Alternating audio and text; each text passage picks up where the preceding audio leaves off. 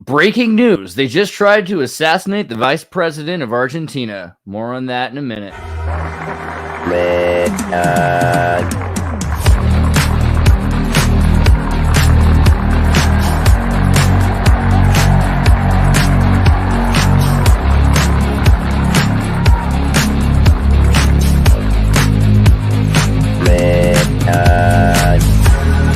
The world is very different now. For man holds in his mortal hand the power to abolish all forms of human poverty and all forms of human life. It begins a very special time of the year for us. It's the time of peace and reflection. One thing we should all be thankful for is that we live in America, where we have the freedom to change things and the opportunity to grow.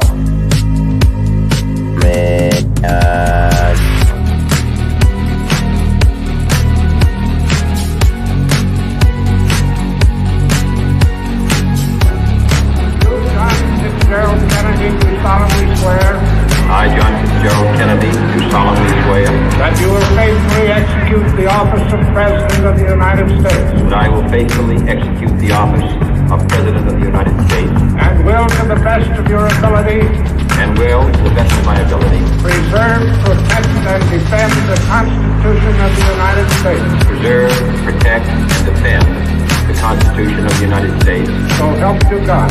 So help me God.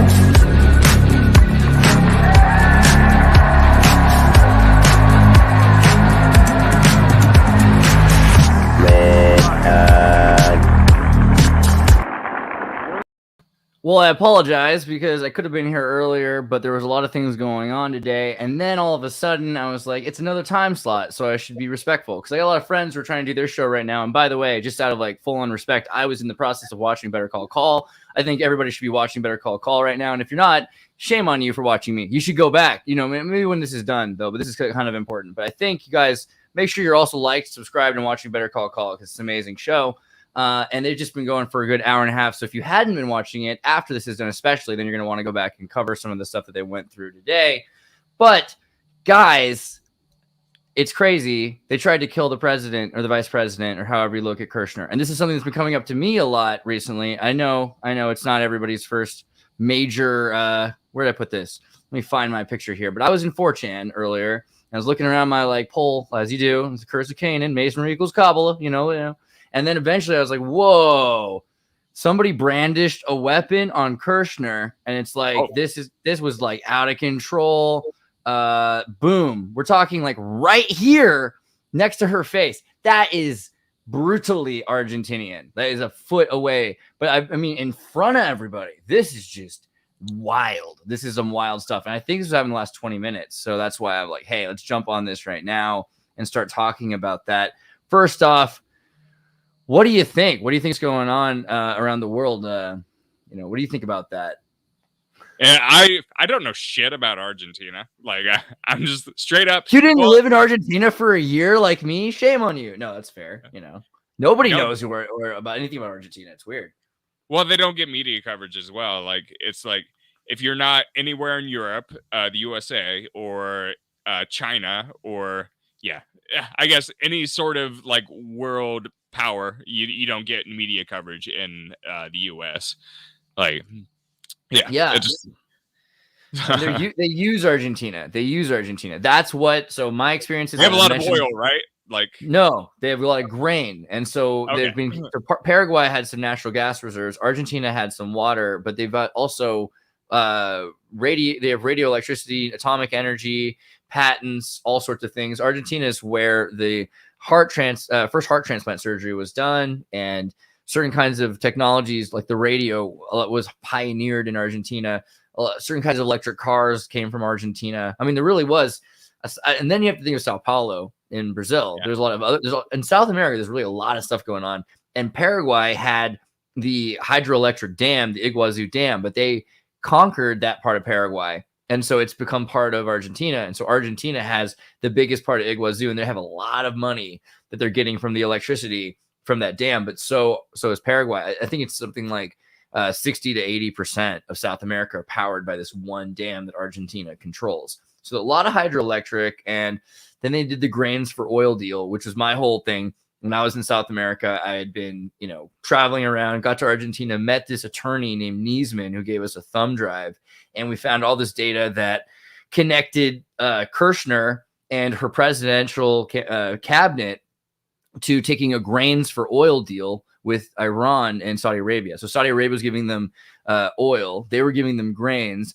But we didn't see the rest of it until I left. And once I went to Bariloche is where they had said like Hitler had his house, right? And there's a whole show, Finding Hitler in Bariloche. It's also where German scientists ended up in their own paperclip kind of experiment. And everyone says there's UFOs and things going on. And it's a whole thing.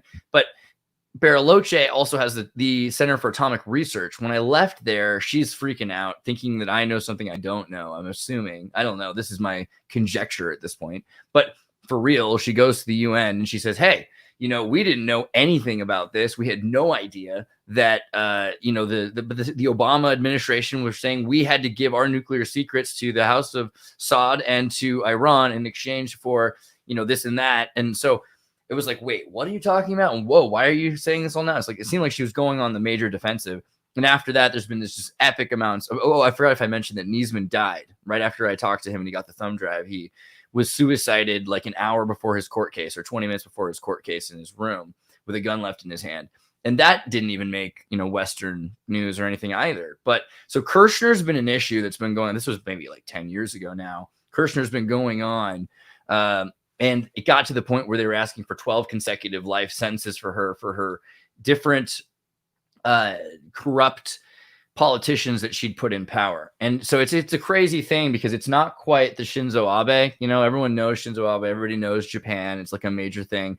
But this is crazy. I mean, the fact that somebody came at the former president and current vice president who's going through this 12 consecutive life trial for corruption scandal. Argentina is going through a major transition in power. Everyone's saying this is the biggest corruption scandal in Argentine history, which is crazy. It's impossible because obviously Argentina's had their banks collapse 3 or 4 times in the last 40 years, 2001, 1981, 1979. And then, of course, even in the 1910s after the 19th century communists took over Argentina. So there's just been tons of corruption forever. But I mean, it's crazy. Sounds like the good guy. I mean, it's a question that you have to wonder because the way she went and she tried to tell the UN all these things, I never was convinced she was really as evil as everybody says she is. And yeah, but it's true, it's Argentina. So to be in Argentina, you have to play the game. Like Argentina really is this mafia state in a lot of ways. It's beautiful. It's amazing. It's one of my favorite countries in the world, but it does work a certain way. People siesta there from 9 to 5, there's like a black market, blue market thing. So the money in Argentina is like 7-to-1 ratio. So you can get 7 of theirs to 1 of ours. But you go to the black market and you try to trade your dollars, you're going to get 13. So it's this blue market, black market thing. So people are black marketing in the streets the dollar instead of in the banks. And it's just this whole crazy thing, man. I mean, and then people can have bank accounts in Paraguay and you can pull dollars out of actual banks in Paraguay. So if you live in Paraguay, you live back and forth, there's like an elite class that just travels once a month back and forth in order to sell dollars. Like it's a different kind of place, Yeah, it sounds wild. I mean, it's the whole dollar stuff that doesn't really like surprise me, in particular, just because of like a lot of people like forget how powerful the dollar is on the world stage, like to where like fucked up things like that happening. It sounds crazy, but in other countries, like you really have to appreciate the perspective. Going to that photo, you got to wonder, like, did he just like raise it and then immediately security was like, ah! No, like, even weirder. So some R-word 4chan says tried to assassinate Vice President of Argentina, Cristina Fernandez de Kirchner, and his gun jammed. So I mean, talk about your Catholic mythology here, mysticism. But let's see. Argentina has, and this is a Washington Post article, which is definitely a lot more clean cut, even though more terrifying. Argentina has detained a man who was filmed threatening Vice President Cristina Kirchner with an apparent firearm on Thursday evening. Security Minister Anibal Fernandez said that a man had been taken into custody after pointing a weapon at the vice president's head. No shots appear to have been fired. I don't know if this was an attempt against her life. I can't tell until the gun is examined, he told the television network. Kirchner is unharmed and being guarded by federal law enforcement. Fernandez said the incident occurred near Kirchner's residence, where dozens had gathered to support the vice president, who is facing trial on corruption charges. So, no one's sure yet because this literally just happened. Breaking news, but it could have been a dramatic attempt to, hey, I hate you in public and get a PR thing or something like that, because they didn't actually, kill her. But maybe it was a miraculous, hey, the gun jammed and she survived. Pretty weird for the gun to jam, but I don't know. So they should have gotten Alec Baldwin to do it. Right. With a prop gun. Somebody asked in the super chat, Travis asked, is there a near Guadalupe Island where the cannibals live? I don't think so. Isn't Guadalupe Island like by Mexico? Is that like a joke? Like, is it by Mexico? Where by Mexico is Argentina? Here's Argentina down here. Down here. And here's Buenos Aires, where the capital is. Here's Rosario. And then above it is into Santa Fe, into Corrientes and Resistencia, into Posadas. And that gets you into Paraguay. And once you get into Paraguay, you're in the Corazon. The Corazon is this heart country there. But that is when you get to the waterfalls, if you're looking for the waterfalls. I think is that right here? Forget. Let me see. Let me type in Iguazu. Is it further down? Yeah, by Encarnacion. Right. So if you go to Encarnacion, above Resistencia, into Misiones, it's an interesting spot because you have a tri-border where Paraguay, Brazil, and Argentina all meet. And you'll see people floating flats with cars down. Am I not showing this? That's embarrassing. I didn't even show that whole time. Everyone just look at my face as I look at this thing. Okay, that's hilarious. Okay, so Baja, Guadalupe Islands are up here. Argentina is down here. Argentina's right here. And then here is Posadas. Here's Iguazu by Misiones. Iguazu, Foz de Iguazu. And then the tri-state area. So you can see literally people floating cars down the river to sell, because they can get them into Paraguay and then they can smuggle them into Argentina and Brazil to sell. So it's the black market smuggling capital of the world. But that's also where a number of Germans went after the war. And you talk about Eichmann, Adolf Eichmann had gone to Argentina, but a lot of their Mercedes-Benz ended up also in Paraguay. So there's a lot of weird connections to the Germans in South America, and they were trying to make them get their nuclear secrets. So if you look here, let me type Bariloche. That was really, really horrible job spelling that for some reason. I don't know what happened there with the double. Oh, that's all. Okay. Bariloche. San Carlos de Bariloche is really close to Chile, but you can walk there to Chile from there, but it's technically in Argentina right at the edge. So they could be in between the both of them, bounce back and forth in case they had trouble with any of the governments from either of the governments, right? And that is where Hummel, let me see, Isla Hummel. There we go. Rio Negro. There we go. This island here is where the first nuclear reactor was built, right? And this is the remnants of the first nuclear fusion reactor. And that was built by Hans Richter in Argentina, on the Hummel Island in Lake Arion, right? Or Huapi Lake, Nuawel, whatever they're calling it. But there's the island of the Slovenes and the island of the Arion right here. And Moor Lake, right? The Moorish Lake. So very interesting location.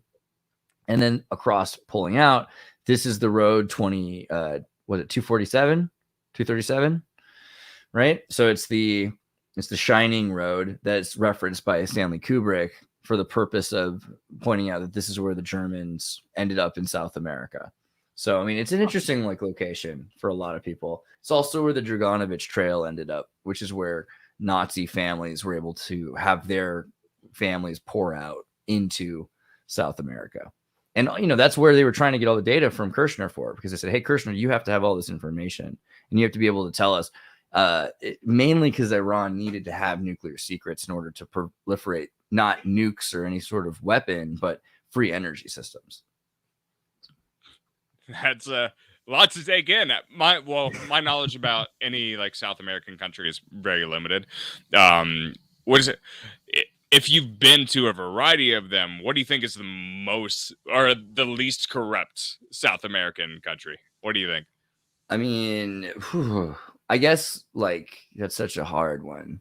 First off, corruption is such a misunderstood thing because corruption is order in a lot of ways. So I think the most stable country in South America is probably the most corrupt country in South America. But at the same time, Chile is maybe, and this is, I think people might laugh in Chile for me saying this, but Chile is perhaps deservedly so considered to be maybe the most stable country in South America. I mean, it was the most stable in a fascist way for a while. But they had curfews at 9 p.m., things like that to stop you from traveling. The police and the military are one. It's called the Federales. Starship Troopers lends itself to Argentina and Chile, but Argentina is far more corrupt because it's so much bigger. There's so much more land. There's so many more wild cards that end up in Argentina. Peru is super corrupt, but it's run by the Yakuza, right? So it's very organized. It's very useful that it's corrupt. Bolivia is bureaucratic. It's so socialist that it's allowed itself to end up in 90-year debts for all of these systems, like the Siemens gondola system. They installed in the Andes these gondolas so that you can travel from one mountain to another. Like it used to take you days, and now it's just like instantaneously in 15 minutes you can get across the Andes. That's great. But it cost them $90 million or something crazy, that they had. They're paying it off forever. They're never going to be done paying it off. So I think they're all pretty corrupt in their own ways. Colombia used to be so corrupt that it built itself infrastructure with the corruption, right? The money from Pablo Escobar really built Colombia, the same as Florida. Florida has a skyline because of corruption. So, Mexico, which is not in South America, is corrupt, but the parts that are corrupt are probably the safest parts because, cartels don't really want to have crime in their areas. So they don't really allow for it. So, I mean, it's a weird concept. I would say my favorite country in South America is Paraguay because it's the perfect blend of corruption and libertarianism. You've had dictators and indigenous people and people kind of left off to their own, and you don't have a lot of tax. People go there to have their safe havens. It's like 2% tax and things or less, but it is very corrupt. I mean, the president owns a soda pop company, right? Because he stole the bottling company buildings from Coca-Cola, and he stole the newspaper magazine companies and gave that to his sister. And so he's always really good in the press. And that's awesome. I mean, that's a totally corrupt system. There's no other way around it, but it functions. Some Paraguayans would disagree, but I think it's because they have a delusion about our system functioning better is all. I see. Like, that's a very interesting way to put it. And like, it's interesting to have that filter and then try to apply it to like American politics, which I don't know. I don't know. It's hard to separate like what differences you can say to what is functional and how that translates to like American culture. Cause like, and from an internal sense, I would say the American system has like, it's really been taking a beating over the past century, but like a lot of it might be in perspective because, the century before the 1900s was an entire civil war, which almost like upended like any sort of like stability we had. Well, it did upend stability to a large degree. It's hard to know exactly where things will go, but I guess what do you think is the most libertarian state? Like I have a top in 3. South America or the world, or you talking about United States? Just United States. Oh, well, so someone, I know a lot of libertarians in New Hampshire, and they're trying to turn New Hampshire and die. Yeah, I think New Hampshire is a pretty good destination for a libertarian state. I know Montana is a pretty libertarian state. It has a lot of libertarians in it. I think people forget, though, that there's been a push since at least the 60s or 70s to move multimillionaires who are new money, nouveau riche celebrities of whatever variety into Montana, into Colorado, Scientologists into Florida, bring money into places to kind of to level against the libertarians. But also it's important to understand, like, libertarian is such a weird term, you know, because a lot of the time it has to do with just self-determinationists that want to have their own self-determination, and maybe they want other people to have self-determination, but only insofar as it doesn't interfere with their own. So it comes back to this idea of a lack of a oligarchy. It's like Trotskyite infrastructuralists. So you have libertarian ANCAPs and libertarian ANCOMs, but at that point, aren't we talking about a hierarchy structure? So the Amish, you know, could be considered by that standard libertarian because they want their own self-determination. But are they really libertarian? No, because within their own casino, they're going to force their people to follow their rules, right? The same as any other mafia. So I don't know. Libertarianism, does it exist? I think so. Like, and when I think going to Florida was one of the most amazing experiences of my life, unironically, because, like, well, my compressed view of, like, how awesome Florida was. Everybody, like, dogs on, like, Florida Man. Florida Man is free. Yep, Florida Man is legitimately free. Well, like, you have so much ethnic blending in Florida. It's like, yeah, it's like people call it the South of the South because I think people generally agree that the South is more racist. But, like, in Florida, it's like you can. There's like I think people that don't analyze the question might think that. I think the problem is the North has always been more racist than the South, and the South is just interacting with each other more. I think the South was more diverse originally, was all. And people don't realize New York wasn't as diverse as Louisiana was in the 18th and 19th century. And that, you know, there were black governors in Louisiana, which there weren't in the North. But, you know, yeah, I hear you. That's a very interesting point. Like, and when I go south, like, I really get the feeling that there's just tons of fucking great people. You know, it's like most people are generally willing to help you out, lend you a hand, just generally be decent human beings. And then there's just like a greater proportion of, like, you know, that small minority. They're just like the extremists that really shove people out. That's just, like, kind of my impression. You know, that's the same as Germany. You know? Yeah.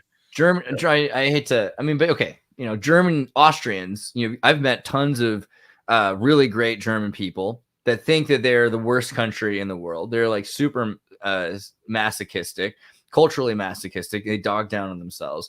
And, you know, at one point, Germans were considered to be culturally superior. I mean, even secretly, we all admit, like, that we love their electronics or something, right? It's the same with the Japanese. But they're suppressed. And I look at the South the same way. The South was a place where a lot of industry and innovation came from. Submarines and airships were, if not invented, because there were theoretically ones that existed before in other countries, they were popularized in the Western Hemisphere, in the South, by Confederates, in Louisiana, in Alabama, Dutch inventors and scientists in Alabama, etc. So there's just so many examples where the South was, hey, I got this from the South. This song, this opera, it was from the South. It's from Georgia. It's from, you know, these are Glencoe, Alabama, could have been at Paris. You know what I mean? And then Sherman destroyed so much of it. So the South is looked at and looks at themselves still a lot of the time as lesser to the North, which before the Civil War was certainly not true. And the before times, the North was definitely not as pretty. There's only so many cities in the North. The South was filled with, if maybe 10 for every one that stands, cities like Indianapolis or Charleston or, you know, Shreveport, or you can just think of just beautiful Arcadian cities with electric lights in the 19th century, and with cable car trolley systems. I mean, have you ever played Red Dead Redemption? No, unfortunately, I have not. It's like a good video game, but it's a fabulous video game. But it starts out that you're in one camp, and then you get closer and closer to Saint Denis. And Saint Denis is Saint Denis, this city that's a French American Arcadian Louisiana city. And of course, simultaneous to this Old West get up where no one has anything. There's this city that's existing, and in it there's trolleys, electric trolleys, and a whole moving pictures and things like that. So the South was this glamorous place that had so many things going for it, and gold and resources and etc. And so of course it was conquered, it was destroyed, it had to pay reparations, it was literally put under lock and key with federal guards posted on every street corner for 8 years during the presidency of Grant, who was just drunk while the Congress ran the show. I mean, it was probably the most after Lincoln suspended habeas corpus and America went full on, we can arrest you, like throw you in a gulag without any reason, for as long as we want, then yeah, like they completely destroyed anything left of the legacy that we think of as what was in the South. And so people say to themselves, oh yeah, it's the same thing with Germany, though. There's great Germans, and sure, you'll find some Bavarian bohunks that are fools. I'm sure you will, but any city, like go to Brooklyn. You know what I mean? Like you will find more racists in Brooklyn than you will find in all of Georgia, which is weird. You find a diverse, like ethnically diverse racists in Brooklyn. Yeah, but Georgia has like racism, and Hotlanta has. I have a friend who got shot in Georgia, and he's a filmmaker, and he works for like decent movies and TV. But he was just in traffic. Some guy got angry at him, didn't like the color of him, maybe, or his car, who knows, and just shot him through the door. So we do have like a crazy culture that's enveloped these places that used to be hyper civilized. And it's true. You can look at meth, PCP, and you have to wonder though, most of these drugs that require like chemical synthesis, do you think they're being created by inner city street kids or, by trailer trash original? No, like these are amphetamines from the military. This is phenylcyclophylamine and aracyclohexamines from the CIA. I mean, how else are you telling me that these are getting there and they're destroying these communities? It seems like it has to be kind of intentional. And there's just so mmany generations from the South that ended up in Paris in the 60s, for instance, because they knew no one would ever respect them in the United States. But if they went somewhere else, no, because the accent itself is looked at condescendingly. You're completely right. I'm sorry, because I feel like everyone hates the South. I'm like, I don't know. I like it there. I like the Southerners, No, there's part of the South that I definitely just like love. There's a certain spirit there that I think is honestly unmatched in the world stage, I would say. It's like you can only get that sense of like, it's almost like the collective sense of we conquered parts of the frontier. I guess you could say a lot of the frontier was the West, but like I think there's a certain American spirit that just came out of just like birthing a country out of open revolt that you don't get many other places. Like obviously there's a lot of other places that revolted and got their freedom, but like there's a certain, they all did it in their own fashion, and like no one really did that and then just had such a huge like economic boom and also like an influx of immigrants, I don't think in quite the same way that America did. And that, like, yeah, the South mostly has white people, but like, does it though? I mean, okay, yeah. It's like, I hate to, okay, hold on. First off, America, 40% of 60% of all persons of color, as in African American descendants, etc. Well, you got cities too, so like speak Portuguese. So just on the first argument, you got to think about Brazil, and you got to think about all the other countries that do have major melting pots, because Mexico is even a bigger melting pot. Louis C.K. is from Mexico. Further south you go, more melting pot like, right? And maybe Canada now, but honestly, it was the South. You have Persians, you have Iberians, you look at Shakira and you can say, okay, the melting pot is real south of the border. But even in the South, like Louisiana is where the mafia started. It started in New Orleans because that was the first port. It didn't start in New York City. I have one question when you're done. Go ahead. Oh, like, I think our diversity might be a lot different than other countries' diversity. Like, if you're in Brazil and you have a lot of immigrants that are specifically from South America, or like maybe you have a few there from America, people are retiring there. I think like we there's probably a lot more immigrants coming from China to America than the US to China. The place with the most Japanese people outside of Japan is Brazil. There's over 2 million Japanese people, and they have a huge Japanese Brazilian population as Japanese Brazilian culture. And in Japan, they even have parades for people that were Brazilian that went back to Japan because they got enough money or whatever happened. And now they feel awkward about it because they're so Brazilian. They still like to, they're a little bit, they wear their hair a little different. You know what I mean? So it's a huge melting pot. I think that's something missed. Mexico in the East is also the Spanish Inquisition meant that people that were evacuating Europe that were Jewish, Arabic, etc., Moorish, black, ended up in the Western Hemisphere more and more. And you've got examples of that, like Jose Francia was in Paraguay, made a law. He was the president of Paraguay, or the emperor, however you look at it. But he was a dictator who said everyone had to marry someone from another race. Nobody could marry from, if you were German or if you were European, had to marry indigenous. If you were indigenous, you had to marry. They didn't want anyone to feel that they were different or special because of they wanted everyone to become progressively more contemporaneously Paraguayan.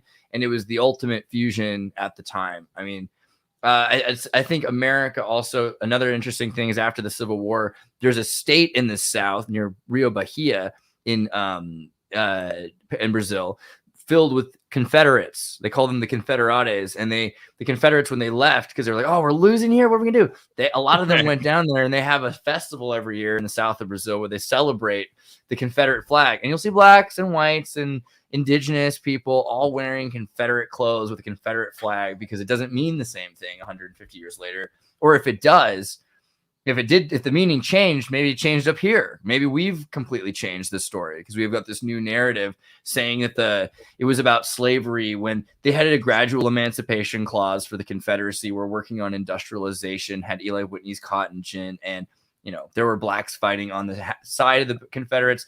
There was the Native American Confederacy, which the Iroquois had slaves as well. Slaves had rights, which is something that sweatshop laborers still do not in parts of New York and Toronto and around. This whole idea maybe needs to be revisited as well. But I don't know. In terms of diversity, Louisiana is the most diverse place, and it's provable by the music, right? I mean, you can tell. What's crazy to think that basically a symbol has two different dialects in the world.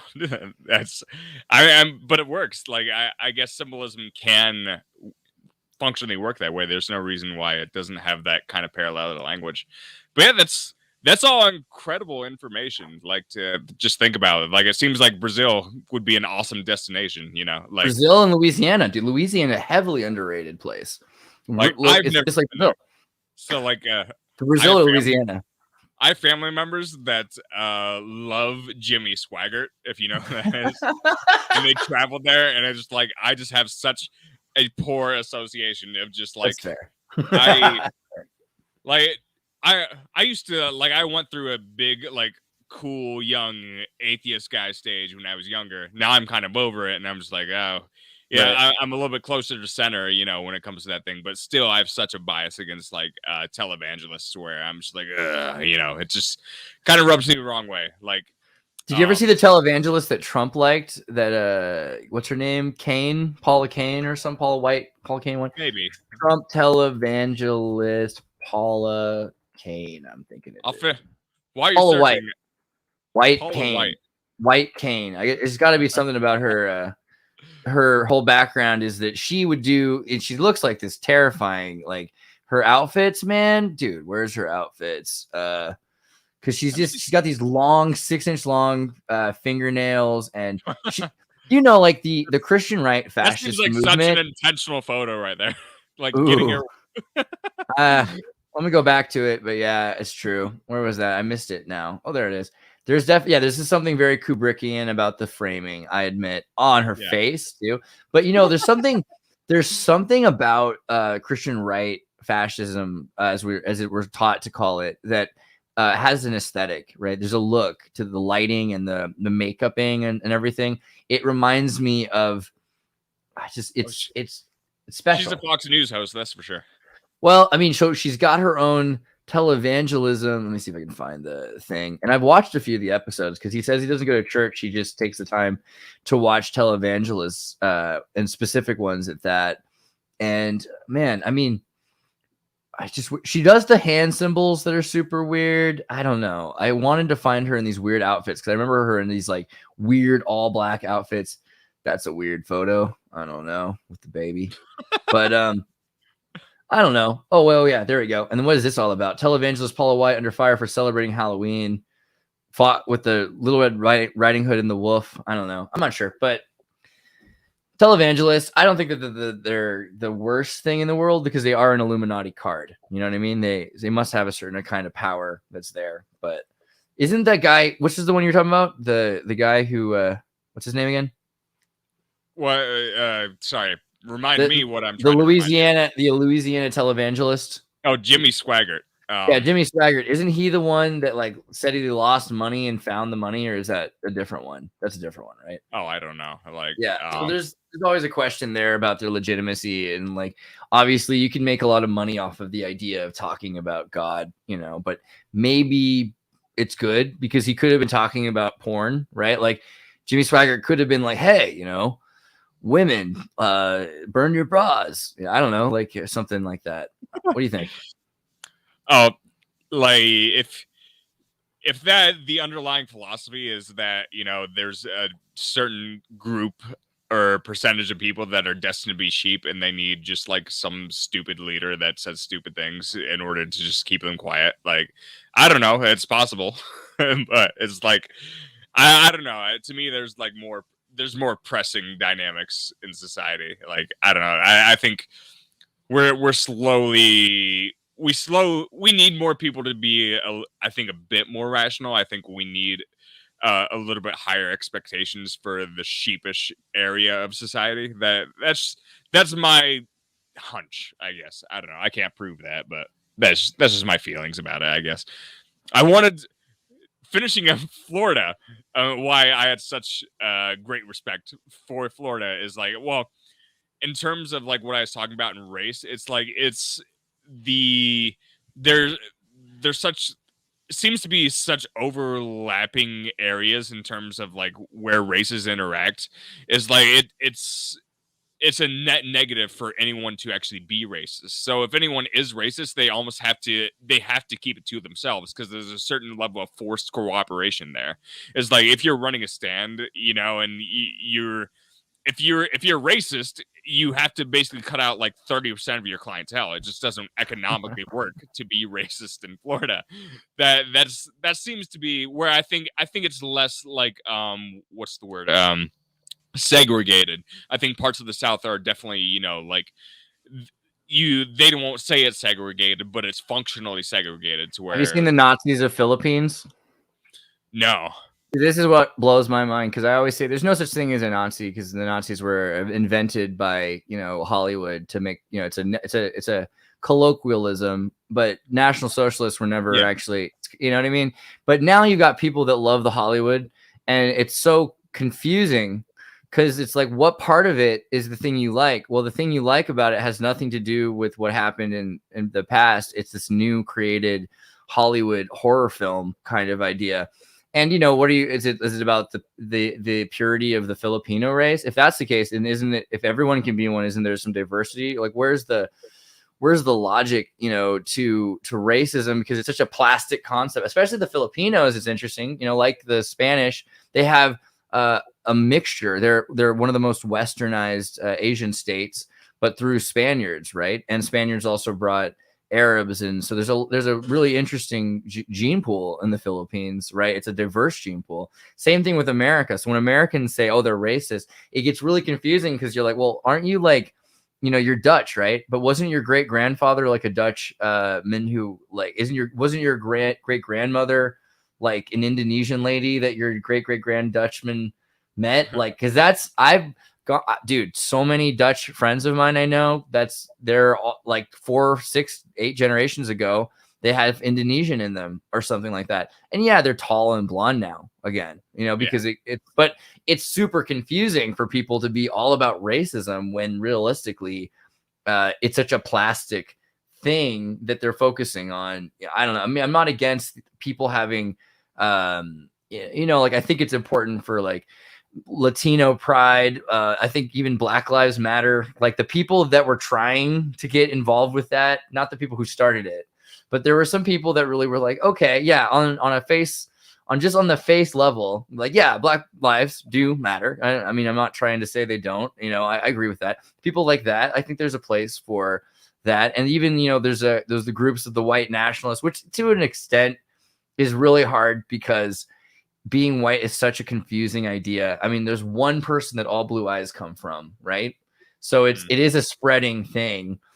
It's not really, people don't really seem to understand that, Yeah, there's a weird dynamic, and what it seems like is like if you're in Europe, like I think Europe has a pretty decent amount of like racism, but Memory Man says only one human race, and I think that's critical racism for the human race. Wow, that's exactly that touched my soul. Thank you. Yeah, The like if you have such like solid like I guess cultural standing or ethnic standing, and you have two places that don't overlap much. Like I could see, Germans like in the past, like I'm using an example. I don't know if this is the case, but they might be a little bit racist towards Italians, like for whatever reason. I don't know. Like, I get that's it. an example. I think anybody can be racist against Italians. No, I'm just kidding. Yeah. No, I kid the like, Italians. or vice versa. This is a theoretical example. I'm not saying that's actually the case. I think that has happened in some parts of the world. And you go and translate to how much, like ethnic overlap there has been, like also in the US with certain parts of Europe. Like, I think now it's like there's been so much of that going on to where there has to be a dispersion of the racism to be more broadly about skin color than it is ethnicity. So like now I think white people love Italians no matter what over here. I've never seen a white Can you make a TV sitcom called White People Love Italians? I think that's the next big guys, trademark, patent pending. That's the thing. It's like they can't be racist. It's like, you're white enough. You know what I mean? So like, you have to put other people in that category. It's like, okay, it's more based on shade now than yeah, it does. It seems like there's a progressive thing towards, it's ironic because it's moving towards a goal. Trotsky, yes, Leon Trotsky invented the word racism. And it's something I brought this up before, but I like to harp on the point. Leftists always lie. No, that's not the point. But I like that this guy starts with that. And one of the common tropes is to insist that their views are normal. For example, they deny that Leon Trotsky invented the term racism and racist. Racist and racism crop up regularly in the works in the late 19th and early 20th century French agitators, while their English language counterparts first appear in the Oxford Dictionary in 1902. Of course, at the time, these words were predominantly used to refer to the pseudoscientific classification of human beings into distinct races, the supposed hierarchies that result from those distinctions, and C, the scientific and or moral righteousness of white racial superiority, quote, end quote. However, you can see the full story here. A term that one was descriptive, referring to those we now call racialists, became a political weapon. In other words, the same word gaining a new meaning, make it in our common lexicon an invention. We could expand on that, but the reason I bring it up is because of really at the time you had pan-Slavism, and so these groups that were saying, "Hey, you know what? Yeah, you're Slovenian, and I'm not Slovenian. I'm Croatian. But you know what? We're pan-Slavists. Universally, we're not Italian, right? Like we don't want to be Italian, do we? So that's what there was a bunch of people that were trying to create pan-Slavism, and then that was spreading. But then you've got Russia, and Russia's in the middle there, dealing with Arabs too, Mongolians, and there's a lot more to Russia, and the Chechens, and they're like, really, we need the Turks, and we need the Persians, we need Turan, we need Eurasia. It can't just be about the Slavs. We could even get the Scandies. What if we got the Scandinavians? Why don't we focus on beyond this? Racialism is not going to help in the long run the internationalist socialist agenda and the internationalist ideology, whatever that ends up being, because it's really Trotsky's more of a bureaucrat than anything else. The neoconservatives based everything they have on his whole idea. I mean, if we can have a world that's defined by something else, and that's why everyone was saying, oh, Hitler's doing all this against racism. He's killing all the wrong people for the wrong reasons. Why not have a Holodomor that's aimed towards landowning bourgeoisie, and so it's not that they were trying to stop suffering. It was that they were trying to direct it towards some other place. And so racism tends to be this weapon that's chosen. They're saying, oh yeah, okay, this group of people. But really, the irony being is it's more about genocide. It's about, hey, are you going to allow this group of Ukrainian to exist? And it can be even more simple. Like, what about this town in Ohio that's going to die of fentanyl? Like, can we save it? Or is it because there's a war against them? And it has nothing to do with their race per se, because they're human, but more to do with the fact that there is a group of genes and a group of families, and there's a community, there's an ecosystem. There's an ecosystem there. And the ecosystem is going to fall apart, not just because of social economics, but because of the fact that no one's working to try to keep any sustainability for the life that's the holistic life that's going around it. Yeah. Yeah, I'm sorry. I don't care who disagrees with me, Kurt. No, I'm just kidding. It's like, yeah. I didn't disagree with anything. I was like, I just didn't have like anything adequate to contribute to that. It was smooth. It was like from one point to the other, and I just didn't have anything. I was like, wow. I feel like a soapbox sometimes. I don't know. Well, what do you think about Hunter Biden? Unless you got a thought. I was going to say Hunter Biden, but what do you think? Should we do the Hunter Biden thing or? Which thing? Oh boy, Hunter Biden's back, baby. Hunter Biden's back. Sorry. Oh, as secret Hunter Biden comms between FBI and Facebook must be turned over. GOP, according to the GOP. Well, I mean, I think this is kind of a standard something to be expected from the Republican Party. Like, obviously, they are the party that actually wants Hunter to be held to some sort of standard, which it's the Republicans' way of like chasing after the Democrats. I'm not necessarily unfairly. I think basically so many people in politics are just criminals, and the Democrats want Trump to be held to a standard, obviously, and there might be there probably was a lot of like legal concerns over Trump's presidency, but I think that goes for the case for any presidency. That went for like Obama, like basically wiretapping Trump's campaign. So there's just so much fucked up shit going on all the time. So I think this is to be expected. Now, a lot of his Facebook messages, like I think we discussed his Facebook messages and how like crazy that shit is.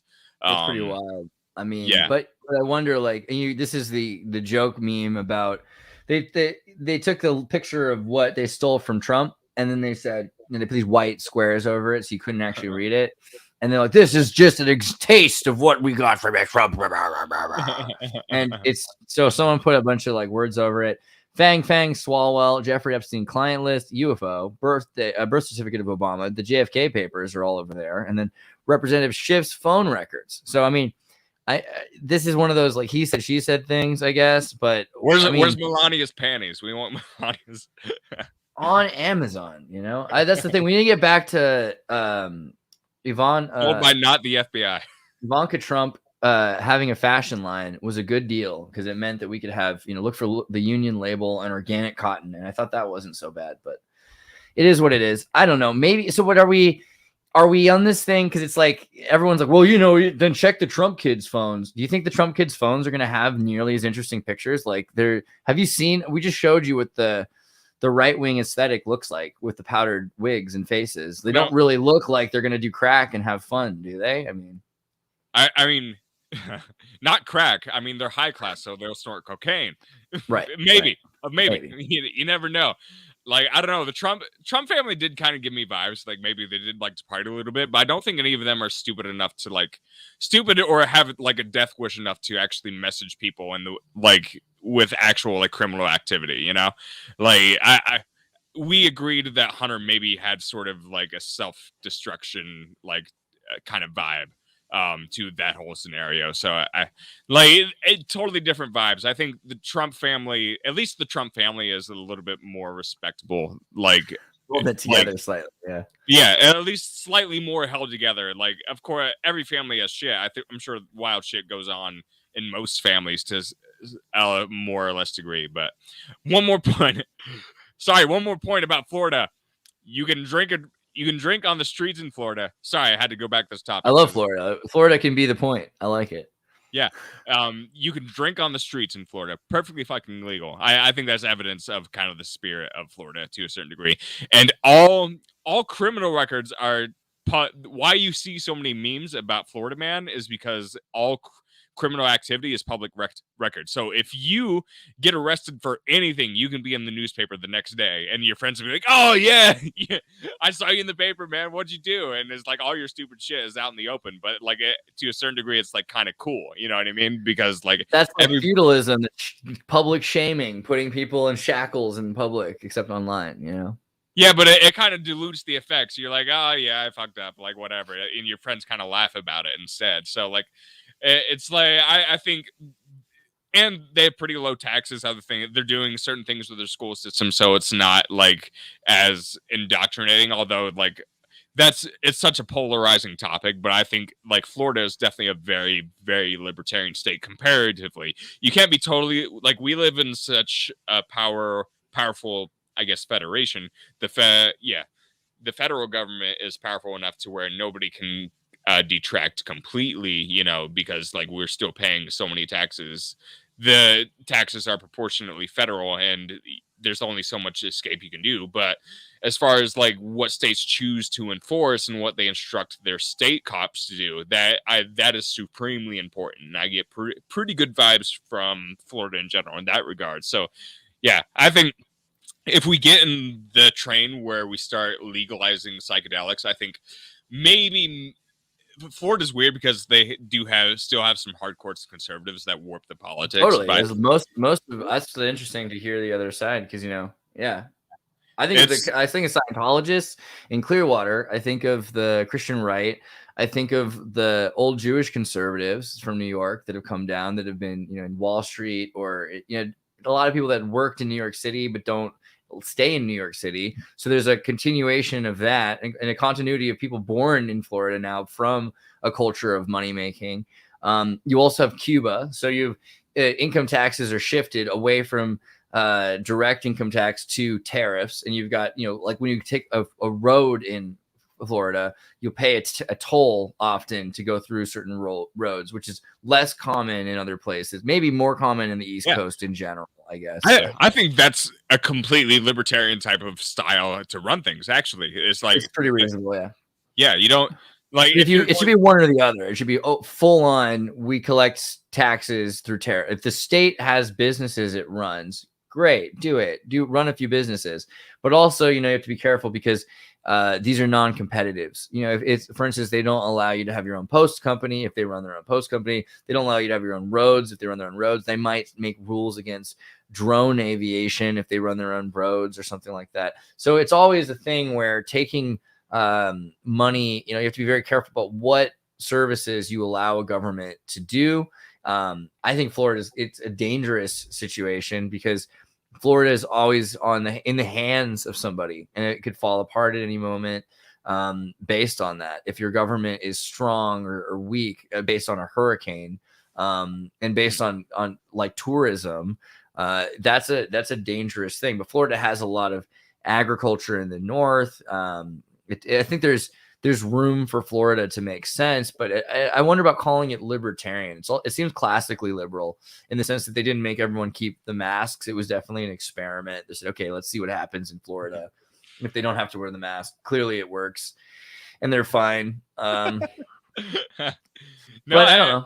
Everybody didn't, and it seems like widely in Florida, nobody really gave a shit. Like, we'll just do what we want. And it's like, they just have this huge bubble over the state of like, yeah, we don't give a fuck, and we're great against COVID. Where's everybody else? What the fuck are you doing?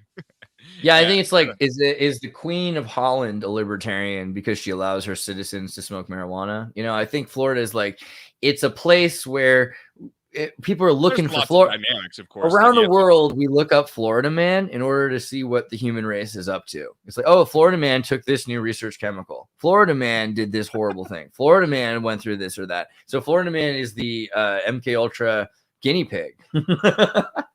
It could be like, and there might be a degree of fragility there from the way you put it, and like in terms of like what their economy is like dependent on, and how how things interact on the grand scale. But like, I don't know. I think there's something irreplaceable. It's like there you have just the entirety of the rest of the U.S. and I think nature has a great way of like gearing people's psychological framework, and like in the middle of all this other like crazy shit, you have like plains and deserts and shit. You just have the one area of the U.S. that is just like tropical paradise, and like I think that it's in terms of like the type of people that it draws and like it's a population explosion right now. I think there's just being in that unique situation is drawing a certain type of psychological spirit there, and I think that's going to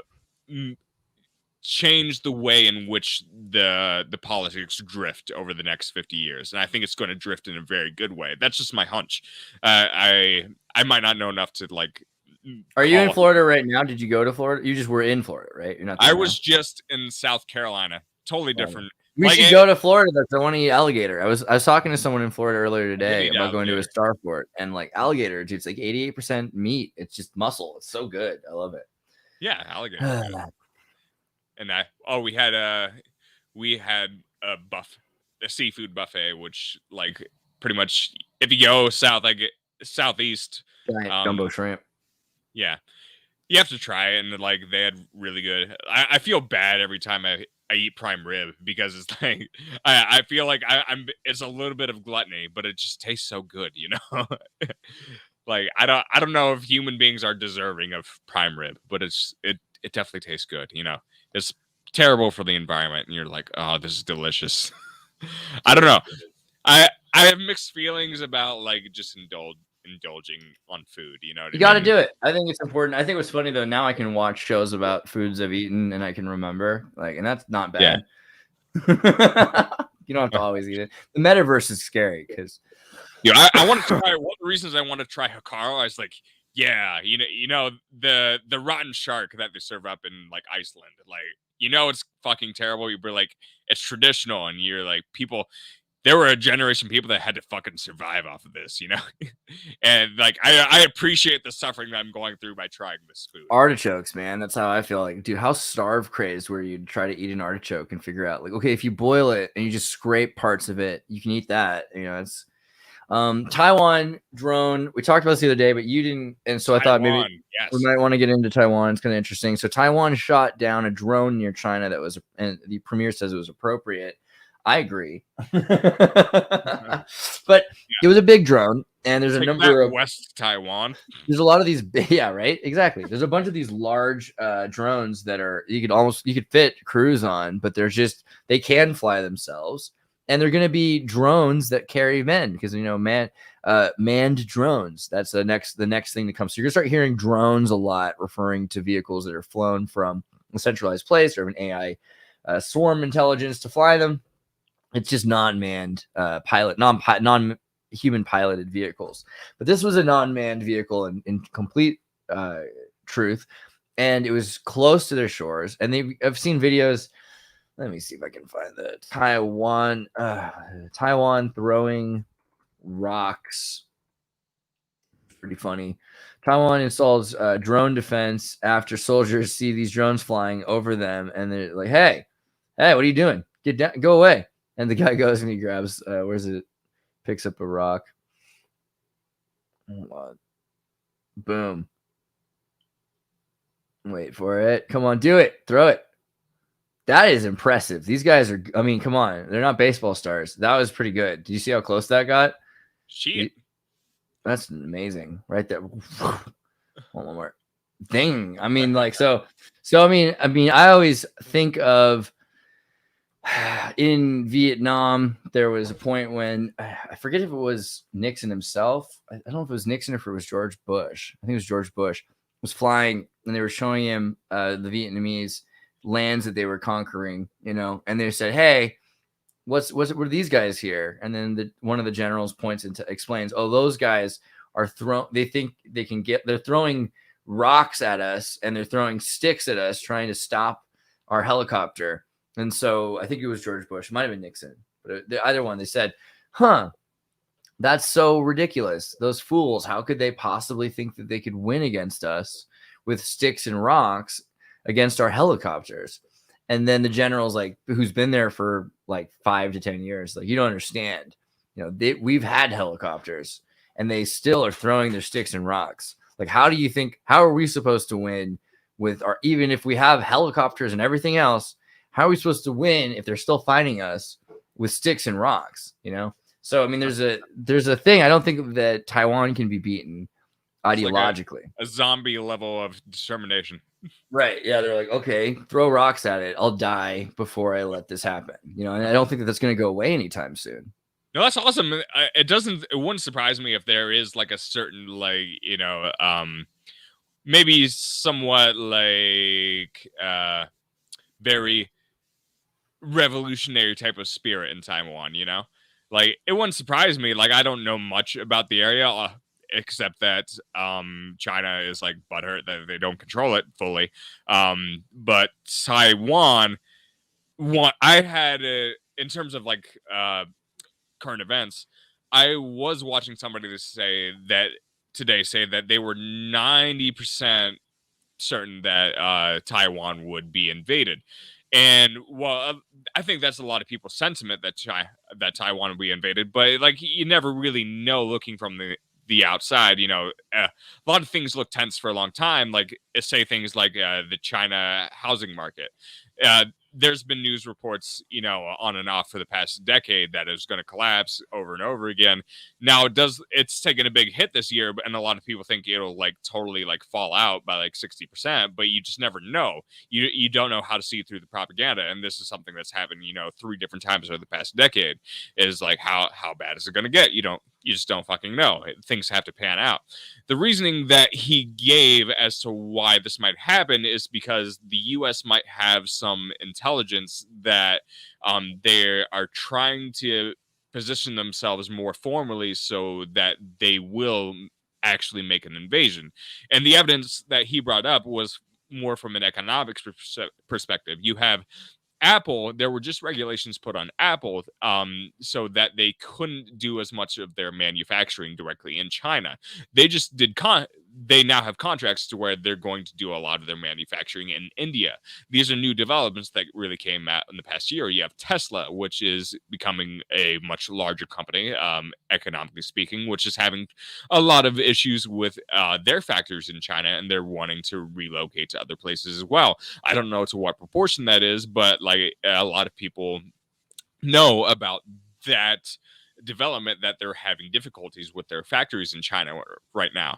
So you have Apple, which is a huge company, taking a lot of their business elsewhere.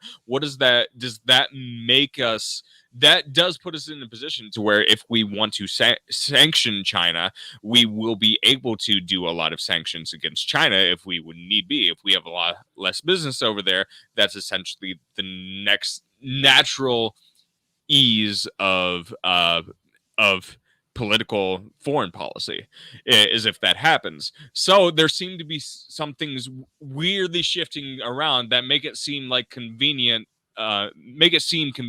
to take action if we would need to. And it's like, is there an ulterior motive here? There might be an ulterior motive that points to China actually having plans to invade, and us like having some sort of Jared R with the troll. Right, but it's a provocative troll. Can a state invade itself? It's not so much that West Taiwan, or I don't know. It's not so much that West Taiwan PRC controls Taiwan or that they're one state. It's more that China PRC, communist West Taiwan, has worked to create a go game of spots around Taiwan and have encroached on Taiwan to the point, and they're interacting with Taiwan. Here, let me show you another article. This is the alternative. 2 days ago, Hong Kong Lee to meet China officials as border pressure rises. Is this a war? Is there a war going on? No, this is not, spoiler alert, a war between Hong Kong and China. China's won that war.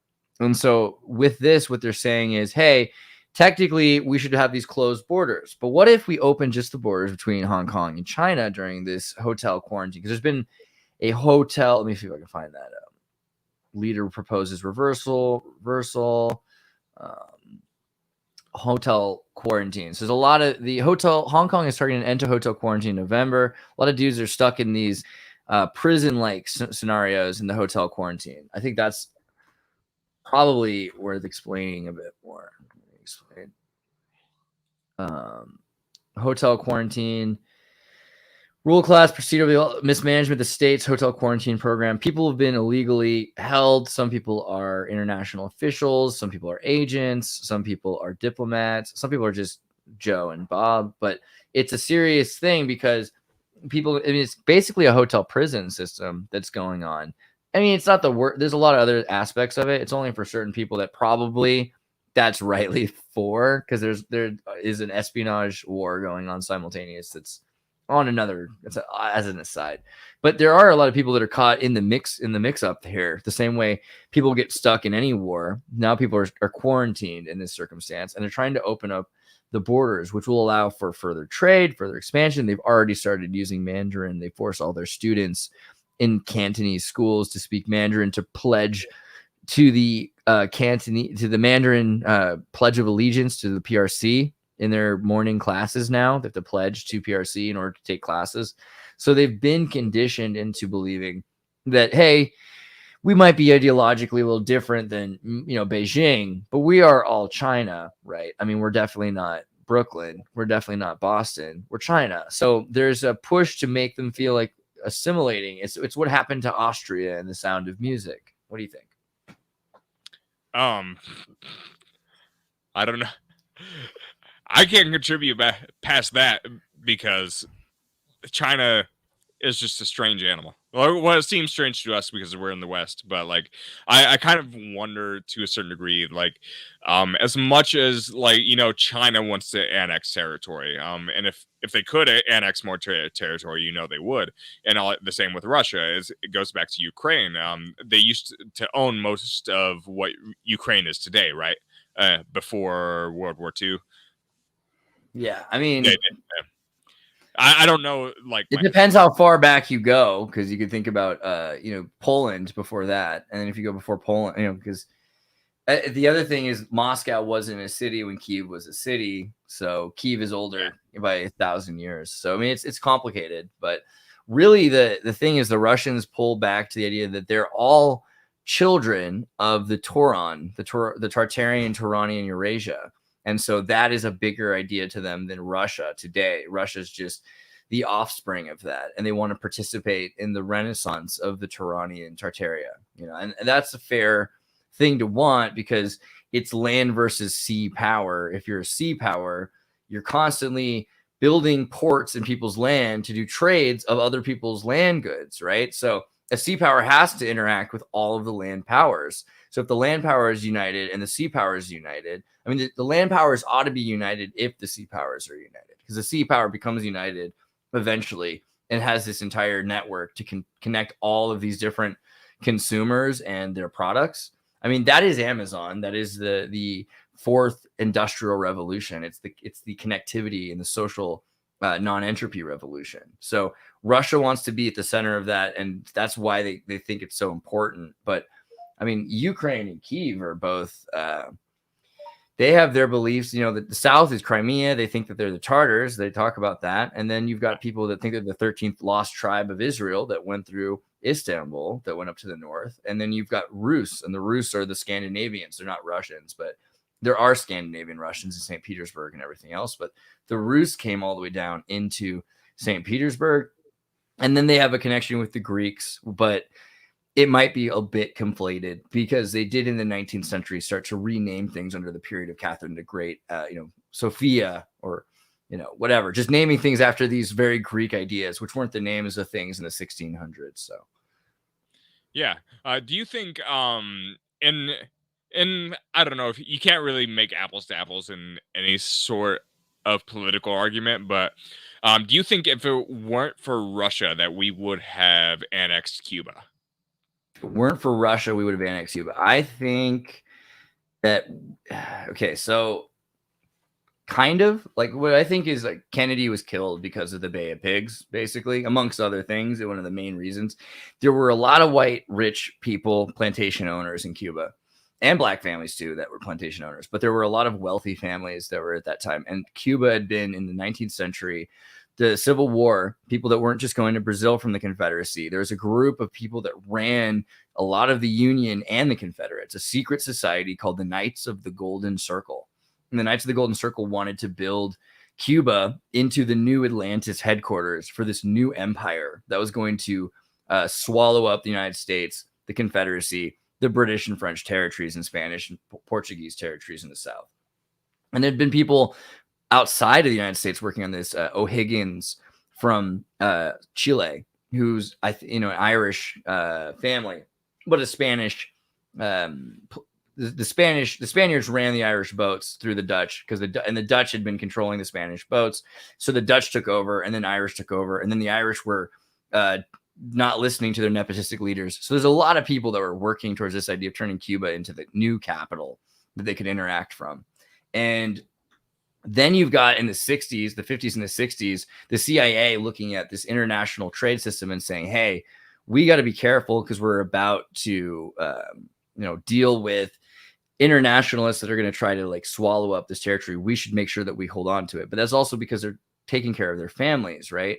These are rich guys that own colonies outside of the United States. Their families are plantation owners. They're in another class of wealth than your average middle class citizens, like landlording, but landlording on a much bigger scale. So they were pretty upset at Kennedy. But Cuba, yes, like the nuclear struggle, that protected Cuba from the United States in a sense. And I think to an extent it still does, but more it's a socioeconomic thing that we want Cuba to exist because we needed something that wasn't going to be destroyed by the Western interference or the Eastern interference. And so this embargo made Cuba kind of an independent state, which was part of the plan, just to see if we could keep an independent state. And there's just been so much effort to smuggle in resources and keep Cuba going, using Soviet engines in American 50s cars. And they had so much Soviet welfare. I remember specifically from reading what's the fucking word? Or the title of the book. I think it's in Manufacturing Consent where they talk about Cuba and how Cuba was propped up for a long time. I mean, I think Noam actually, he comparatively loves Russia and he loves Cuba, but Cuba was, he talks about how they were propped up by Russia, but at the same time, there was so much conflicts between like Western and Eastern ideals that they never were able to fully realize if their communist system could work or not.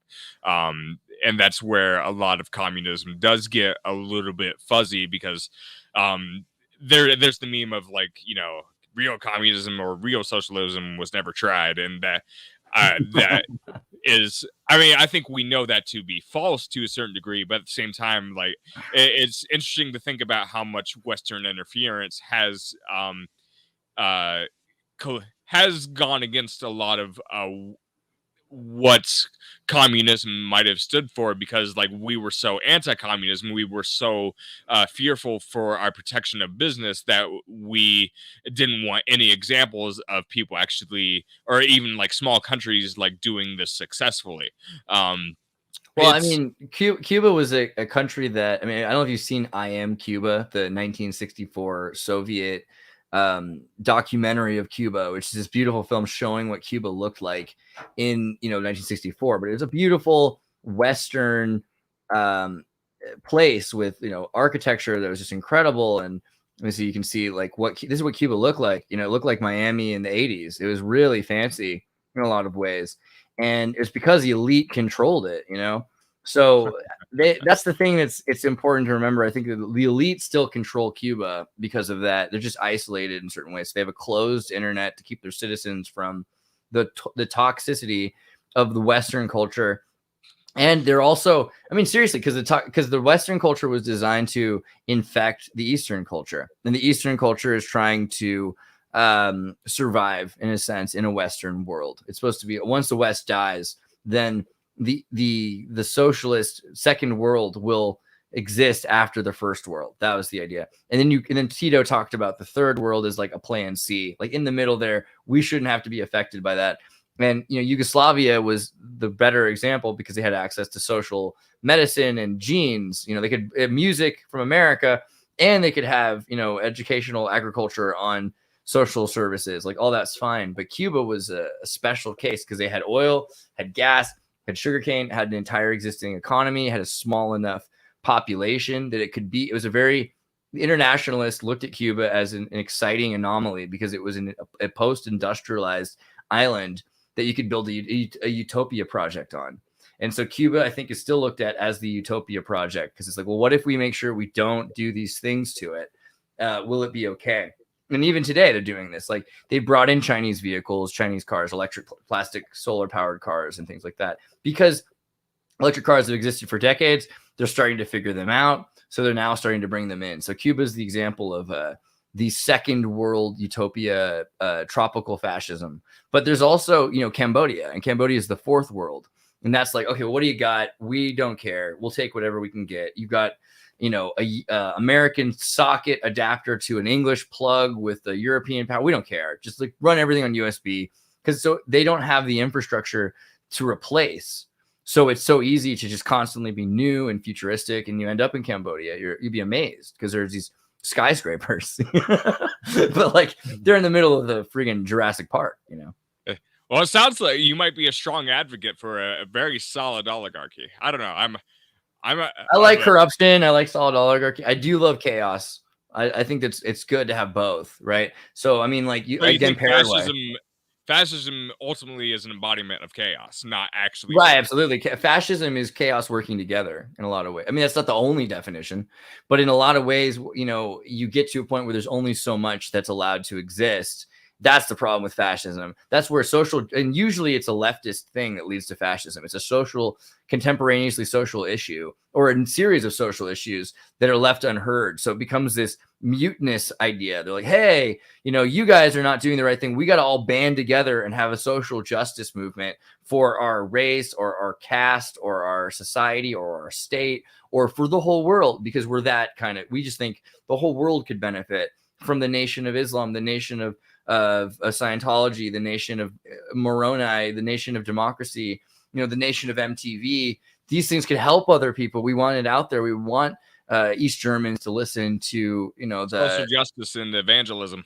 Yeah, and Alice Cooper, to do it. And so it gets really convoluted along the way because fascism becomes oppositional. And when it becomes oppositional, it's very different than when everyone's a member of the thing, because then you call it collectivism. Everyone's like, oh, look, hands across America, right? Well, fascia means muscle mass. It's the tendons in your muscle. There's the roots of these words, which we've taken to places to say, something's bad. I mean, it's important to point out when things are bad, but it's kind of like, eugenics are bad, murder is bad.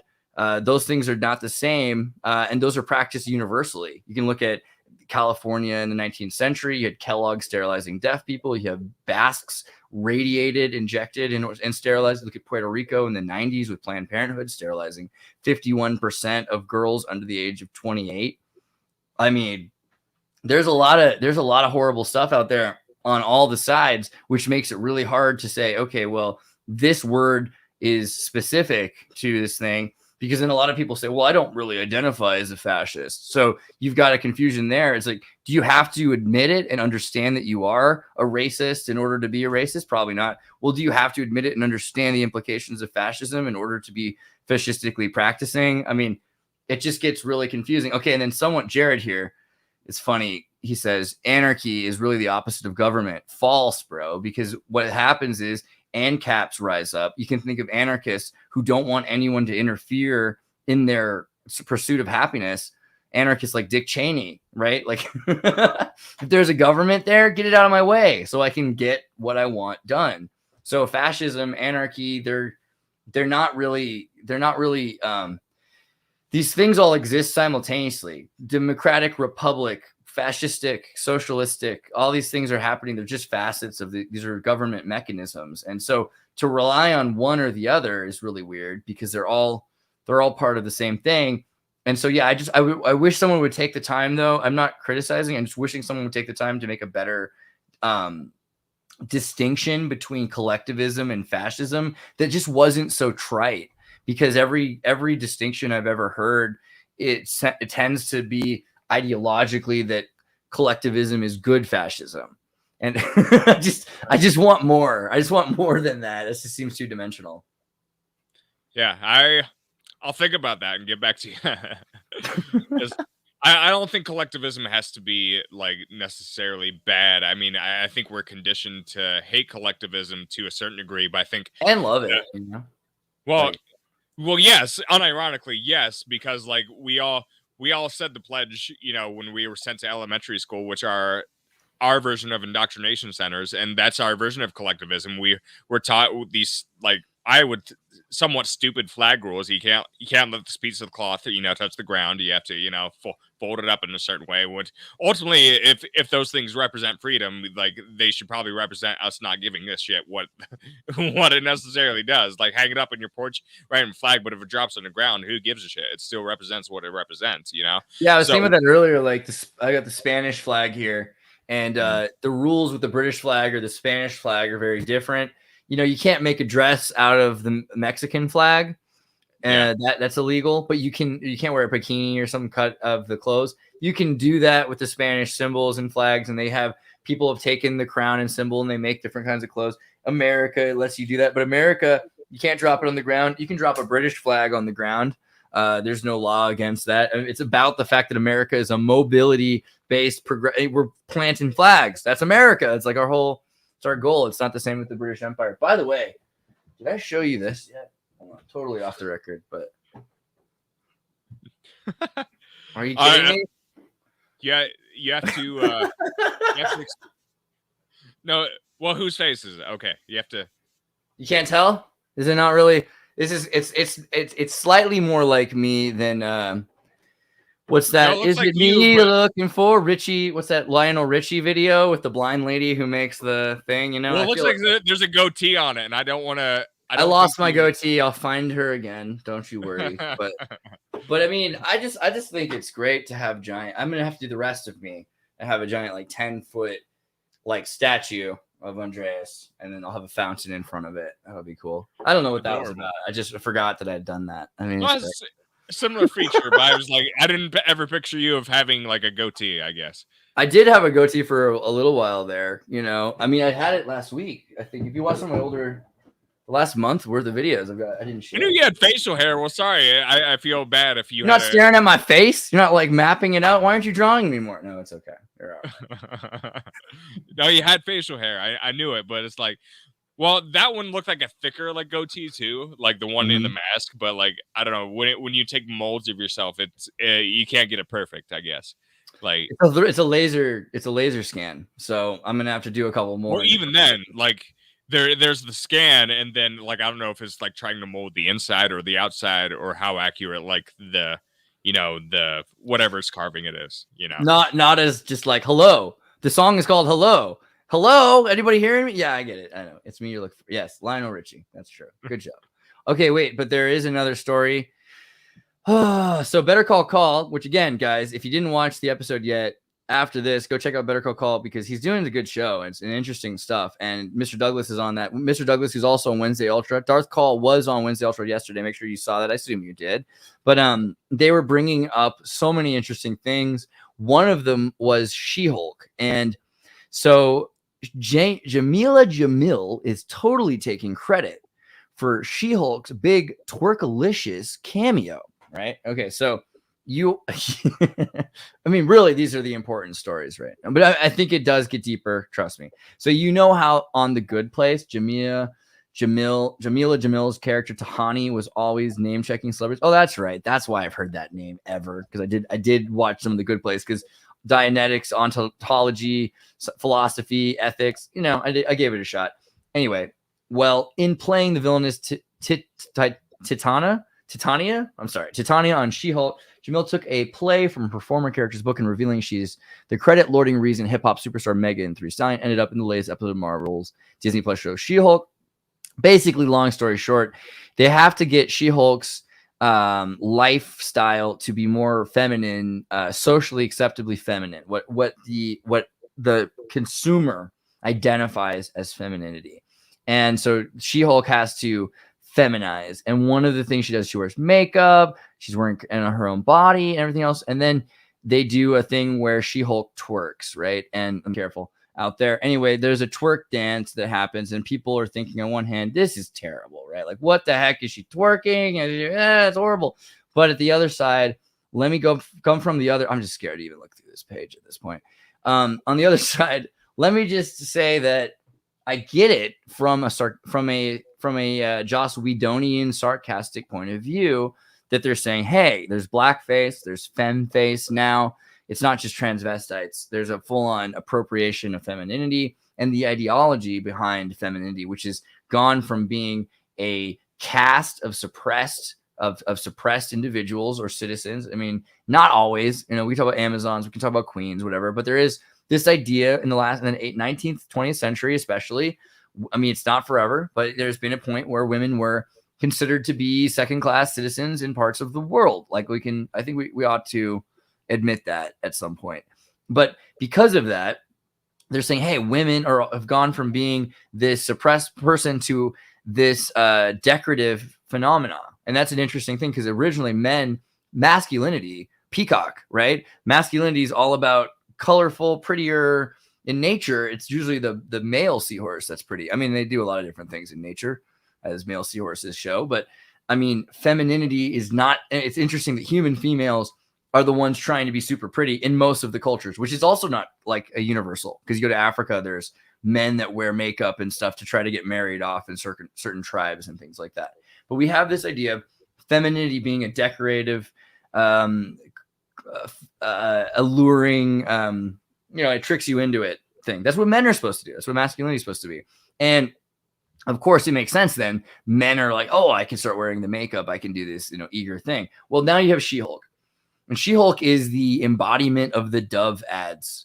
She's like, oh, I'm a real woman. I'm a real woman who sweats. Like, that's what She-Hulk is. She-Hulk is Shrek for girls. It's the She-Ra equivalent to the He-Man Shrek doll. And she's, a character that represents the less attractive aspects of femininity. She's Tina. She's Tina, the burger, Bob's Burgers Tina. Like, that's what She-Hulk is, at least here, right? She's got some problems. All right.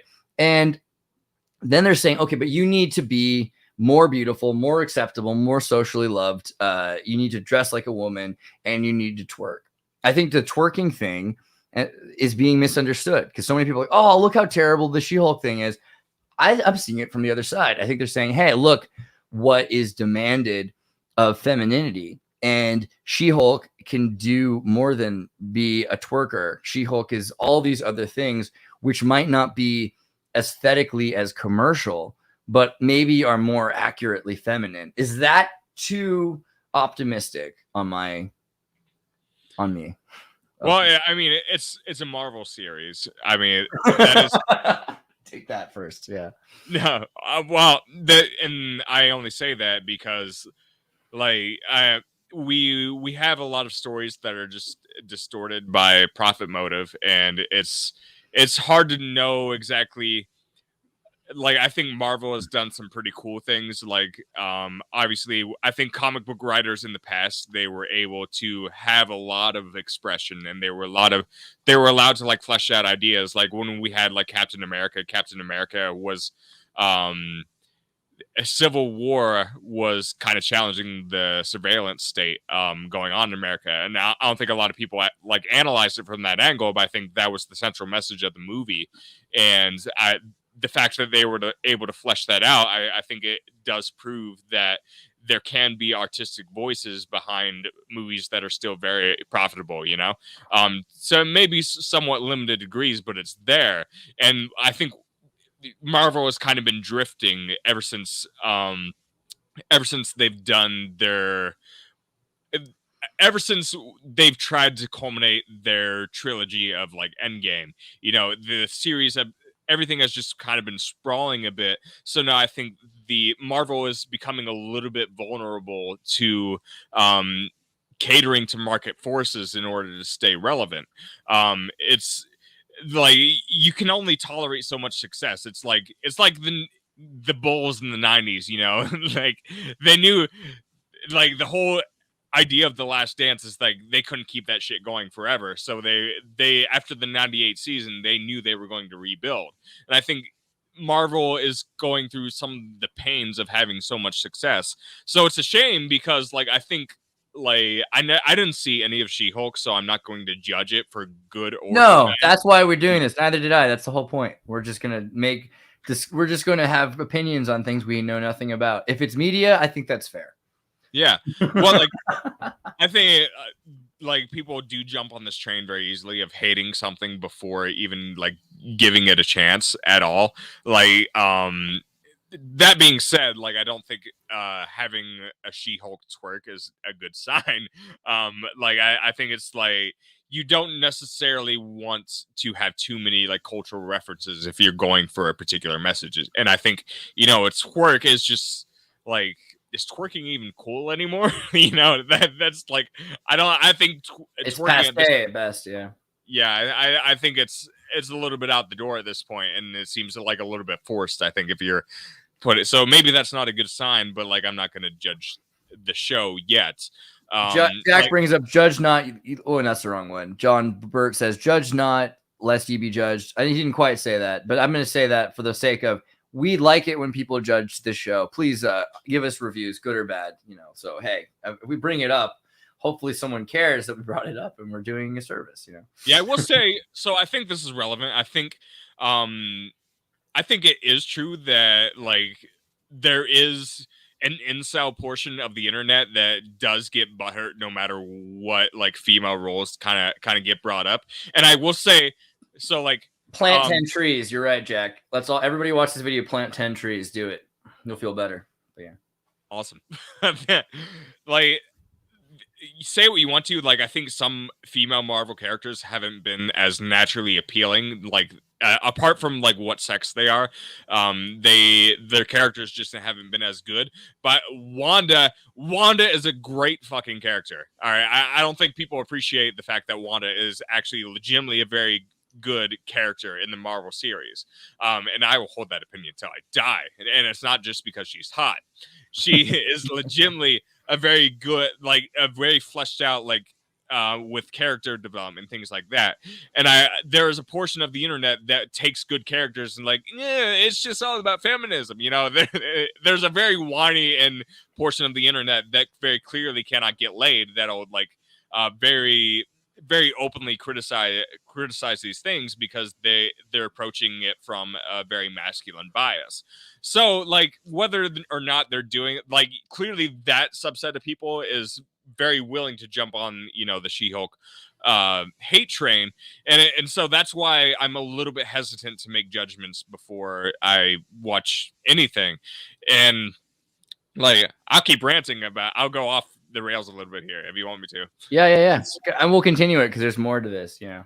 Well, this might be kind of relevant to like, you know how basically every year there's a war movie, and at least there's a war movie, and basically war movies are designed to get Academy Awards, you know, or like no, not the Oscar. I confuse my awards because they're all meaningless. But like in terms of getting Academy Awards, like that's kind of what more war movies are designed to do, because they don't really ruffle feathers. They don't bring up necessarily controversial topics. It's like America nostalgia porn, and it makes everybody happy. So like you have those movies, and it kind of goes like the same with like slavery movies, you know what I mean? Like there's a lot of very good like heart-touching slavery movies, but at some point it's like they're designed for white people to be like, oh wow, I feel so bad about that, you know. It's like white guilt porn to a certain degree. So I think that relates where I was going, that I was relating that to like comic book movies. I think someone asked me if I'm named after this comic book, and I just want to clear up, no, I made this, and that's why. And you can buy it at TeePublic if you need, or the t-shirt version. So but no, there's no full comic yet. But if you want to help me write the Xirtus comic, I am looking for comic illustrators, you know. So I imagine space will be involved. Like space has to be involved. Actually, what it says is he's looking at this Death Star thing, and the girl there, she says, please kiss me, forget all about Roswell and Velcro. And he's just like, I can't stop thinking of other worlds, you know. Yeah. It also got a little bit. It says research suggests that reality is a sequence of linear, non-causal illusions augmented by accelerating different arrangements of subatomic particles. No, I'm sorry. I didn't mean to like bring up a really controversial like idea or anything like that. I think I don't think people allow themselves to go down certain like modes of thought because they're worried about like there's certain like polarized ends of both ends of the spectrum, and you know you can easily send people off the rails very easily if you go down those lines of thought. But it's kind of like it's amazing that I think it's awesome that Bill Burr is still as popular as he is, you know, because like Bill Burr has said some wild shit, but he always like as soon as he fleshes out the idea, you realize where he's going with it. Like the guy's married outside of his race. I think he has a couple kids with her too, you know, and like he's not. I don't think he's a guy that has. Yeah, he. I don't think he has like genuine hate in his heart, but like when he. And that enables him just to go down these wild just paths of thought that I think everybody else is too afraid to go down. And I think when you do that, you ironically do a little bit of like philosophizing, you know? And that's the main strength of like George Carlin too. George Carlin just said a lot of wild shit nobody else would say. And I think he actually fleshed out some really important ideas in doing so. So it kind of circle back around. I think that relates to our perception of comics and like Marvel movies in general. And I think we need to be very like not let ourselves just jump on hate trains very easily. And that like if She-Hulk really is like, I think Marvel has been putting out like bad material in general. If they've been putting out bad material, it's not really fair to give like a disproportionate amount of negative attention towards She-Hulk if it's bad, you know. Like we should be kind of fair in how much hate we get. Like if it's something's bad, just like don't watch it and ignore it and don't give it revenue. I think that's like a lot of people are starting to cancel their Disney memberships, and that's perfectly fair. I think that's the loudest voice you would have is canceling something, you know, like legitimately not canceling it like by getting on Twitter and bitching about it, by literally saying, oh, I don't need this, and stop watching it, you know.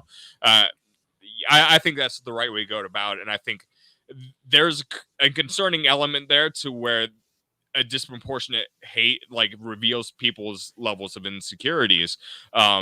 It legitimately does. Like people can make fun of you for like saying it, but I think that's very legitimate and real. Like I feel like there is a certain section of society that is very, very insecure about how things are portrayed, and they're always looking like to say, yeah, take that wokies, yeah, woke society sucks. Andreas, you used to be so ugly, and now you're handsome, and you look exactly the same. Somehow that felt relevant. I don't know. Thank you, I guess. In that line though, all right, and I'm gonna bring this up because one of my best buddies, George the Giant Slayer, beautiful man. He's done a number of great shows on things such as, you know, Amazon's Ring of Power and the issues with Rings of Power. And so I wanted to bring up Rings of Power. Yeah, because everybody hates Rings of Power. It comes out tonight. It's out right now. I think it came out today. I don't know. I see a bunch of really bad reviews and everything like that. But you know, I haven't seen it yet. I will endeavor to probably watch it. But the funny thing is, I don't mind us making the show before it's even out, and that I think that's fine to do because on account of the fact that they wrote it without reading Lord of the Rings, I feel like I can talk about it without watching the show. That's fair. That seems like pretty fair. But how Amazon will define success for its $1 billion bet on Lord of the Rings prequel. In Hollywood, if you invest a massive amount of resources into a series, nothing less than runaway success is acceptable as a final result. And that certainly applies to Amazon's Prime Video, The Lord of the Rings, Rings of Power. See, this is interesting to me because if it doesn't succeed insanely, if it doesn't win this is literally becoming the war of the Lord of the Rings. Because if they don't win the SJW battle here and say, look, people do want this, people like this, there's an audience for it, then they will have lost the war, not just this one battle or getting to the final nail in the coffin. With a mandate to find the next Game of Thrones, Amazon shelled out $250 million to the J.R.R. Tolkien estate just to acquire the rights to the late author's fantasy novels and related materials, and then spent a reported $500 million to produce the 8 episodes first season. There is a 5-season plan in place. As perhaps the most expensive series in history, TV history, it's important to know how and what may constitute a victory for Prime Video. So what's it going to take? It's going to take viewership. They're going to need to beat The Boys, which ranked up 864.3 million minutes viewed in its first 4 weeks. So we're going to be talking about at least 1 billion minutes viewed in the first 4 weeks if they're going to win. And Reacher, which had 800 million. So I think the answer is 1 billion. 1 billion is going to be, they need 1 billion minutes. Now, some of Prime's biggest shows released all at once while they debuted with a couple episodes before moving to weekly, while others dropped, weekly episodes. Either way, they provide a baseline for the viewership Rings of Power needs to generate its first month to be deemed a hit. The series will release 2 episodes on Friday and then 1 per week across its 8-episode first season. Given the immense investment, Amazon execs will expect the show to not only become the streamer's top overall performer after 4 weeks, but also compete with some of Netflix upper echelon hits across its first full first season. Anything less might be considered a disappointment. So this is our numbers thing. What do you think, though? I mean, do you think that it's possible, which is, it's not a philosophical question, but do you think it's possible that this show will get their 1 billion minutes? It's going to beat Reacher, Game of Thrones, and The Boys. I mean, I didn't really watch The Boys, but I keep hearing people tell me The Boys is worth watching. I mean, do you think people are going to care enough about this show? What do you think? I hear great things about The Boys too, and I would consider watching it, I guess. I heard good things. I haven't really heard good things. I've heard enthusiasm, I'd say. Well, it's like, it's like the comedic darker like doppelganger to like darker twin to all of the Marvel stuff. Like we're so used to seeing heroes as like actually the good guys and seeing all their character development, but like then the boys are supposedly they think they're heroic, but they're all just assholes apparently. So that contrast could make feel a really like niche audience, but like, well, not just niche because now it's huge. Going to the Rings of Power, the only way I think it'll make it to that kind of big number is if it's actually legitimately good. Like, I think there's going to be a ton of people like that. The Lord of the Rings, like, there's so many people like in terms of like following that, just being Middle Earth nerds. Like they're out there. They love it so much that they're at least willing to gamble on the first episode. So if the first episode is good and it's legitimately like a good TV show outside of the fan worship, like it actually might have a chance. It's like it's so weird because like if you remember, like I think everybody in our age demographic, they've watched Game of Thrones. Virtually everyone in our demographic watched Game of Thrones. I saw some of it. Yeah. So, and I'm one of the ones that watched every episode, and of course, me too. I'll get it done. I have a lot of friends like, why haven't you finished it? I thought you were my ally, so I'll do it. But you don't have to fucking finish it. Like, in my opinion, like you can stop like 3 episodes in of the last season. You're like, all right, good enough. Just stop there. You'll like cool. But legitimately, I think the final episode of Game of Thrones was the most watched episode and one of the most terrible episodes, probably the most terrible episode of the series. And I think it came back to bite him because although that was technically the most watched episode, I feel like that put such a bad taste in people's mouths that they were more unwilling to go back and rewatch the series and like purchase the series after that. Like, I don't have statistical backing to say that, but like I haven't done it. Like I can't say a lot of my friends have gone back and watched the early episodes. I think legitimately they were so turned off, like that hurt their bottom line in the end because like they didn't. And I think that hurt their sales afterwards because like nobody wants to watch something that they know ended terribly. Like, and they got so invested in, they got so much of themselves worked up in order to watch the final season. I think that ended up hurting them. And there was actually they could, if they wanted to, they could redo the final season with different actors at this point. Like there was a petition. They should just completely redo the whole thing and deep fake it. Why not? I don't care. I mean, they could deep fake it, yeah, but like there were so many problems with the final season, and a lot of it probably did come from the fact that it got away from source material, and the fact that he just didn't finish it. And you mean getting away from source material didn't help Game of Thrones, but it's supposed to really help the Lord. They could have done better, but it turns out they were relying so much. I mean, they had to get away from source material the way they were doing it in those seasons, but they still had they had a beacon. They had a beacon that they could sort of built everything around. But as soon as they ran out of source material, they realized, oh shit, we are actually very shitty writers, and everything they worked on since then, it wasn't good. Like they ended up working on Star Wars. Everybody that loved 80s Star Wars seems to kind of hate where Star Wars has gone ever since then. And I forget which one of them ended up working on Star Wars, but everybody knows Star Wars isn't like top tier movies. It isn't a top tier. No, that's fine. I mean, it's amazing how bad the first Star Wars is, because he just, like George Lucas almost died trying to make it. And if you ever see what he was trying to make, it wasn't Star Wars. He was trying to make like American Graffiti in space. It's another example where a man tries to make a movie and then a woman edits it and saves the day. Like Jaws, any good movie is edited by a woman, because she has to cut out all the nonsense and be like, okay, thank you for filming all of the, oh, good for you. But now you've got to actually cut it down into a real movie. No, you can't just have a 9-hour Amazon series. No, I have to just 90 minutes. That's what we're going to do. That's how I feel. Yeah.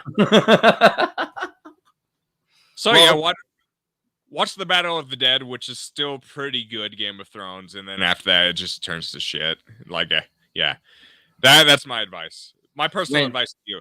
When Scott says watch the first Star Wars is the best, I agree, because Episode 1 is the best. It's the one that George Lucas got to make the way he wanted. Fight me. Oh, okay. Now, Call brought up on his show, like, who comes up with trends on Twitter? It's like, are they really doing this? But Pedo Hitler is trending on Twitter right now. And you got a lot of people saying, I'm not the biggest Trump fan, but what in the commie F is this? And there's this picture which goes with it. And it's adorable. I mean, the red lights and it's scary, right? But, so what do you, is this an undoctored, unfiltered photo? Correct. Yeah, this is an undoctored picture. They're pulling through. Yeah, I mean, you got the lights. I am the government, says Joe Biden. I mean, I can't wait to actually spend the time letting people see the full. This is a doctored version, but I think it really is more true to life than. I don't know. I don't really have a lot of thoughts on that. I just figured you might. But what do you think about A, Pedo Hitler, and B, trending content? Because everyone says, hey, we don't control the trends. But at the end of the day, I mean, it looks like that one worked. I mean, that's a very interesting one. I mean, now it seems to be like a very, very verifiable theory. YouTube might force us to say conspiracy theory, but that Joe Biden is a legitimate pedophile. That idea is very clearly floating out there, even if people aren't audibly saying it. Like people are thinking, there's at least a decent subset of people that think that Joe Biden is a pedophile. Well, now I think. It does say it in Hunter's phone. They might. I might think he's Pete by that logic. Well, he got called Pedo Pete by the data dumps, and nobody is disputing that. Like, there are Mark Zuckerberg on Joe Rogan's like fully like, yep, and no one could disprove it. So I'll take Mark Zuckerberg saying that. Yeah, and like I consider Zucky to be a little bit like slightly to the left. I don't think he's like super left, but I think he's like. I like him more and more. It's funny, like I don't know if I'm becoming more horrible or something, but I like both Zuckerberg and Dorsey more and more. I know that they're both like reptilian shapeshifter, like taboo family stock, et cetera, but at the end of the day, I mean, I don't know. I'm having a harder time hating. The hate's draining from me as I get older. I don't know. One thing to me, like Facebook, they took a super hard left stance when it came to COVID, and they realized that maybe didn't help them out. And I think they've More so than Twitter. I think Twitter has remained really far to the left, and I think Facebook in a couple But years. Dorsey, and Jared brings up that he's legitimately not that bad. Dorsey didn't want to work for Twitter. They had to hire a CEO coach to make him do it. He ended up like JP Morgan owning less than 2% of Twitter. Now he's full out. We've had several real CEOs run Twitter for a while. I mean, clearly he just said last week, biggest regret of his life was turning Twitter into a corporation, turning it into a company. Yeah, that's the sad thing, and like I could do a whole other discussion on why corporations might actually kill businesses and like make them be the force that actually makes them unprofitable in some scenarios. We do a market talk day. That would be amazing. But, Ooh, yeah, I like that. I see. Yeah, I'll bring on an Austrian economic theorist for that. That'd be fun.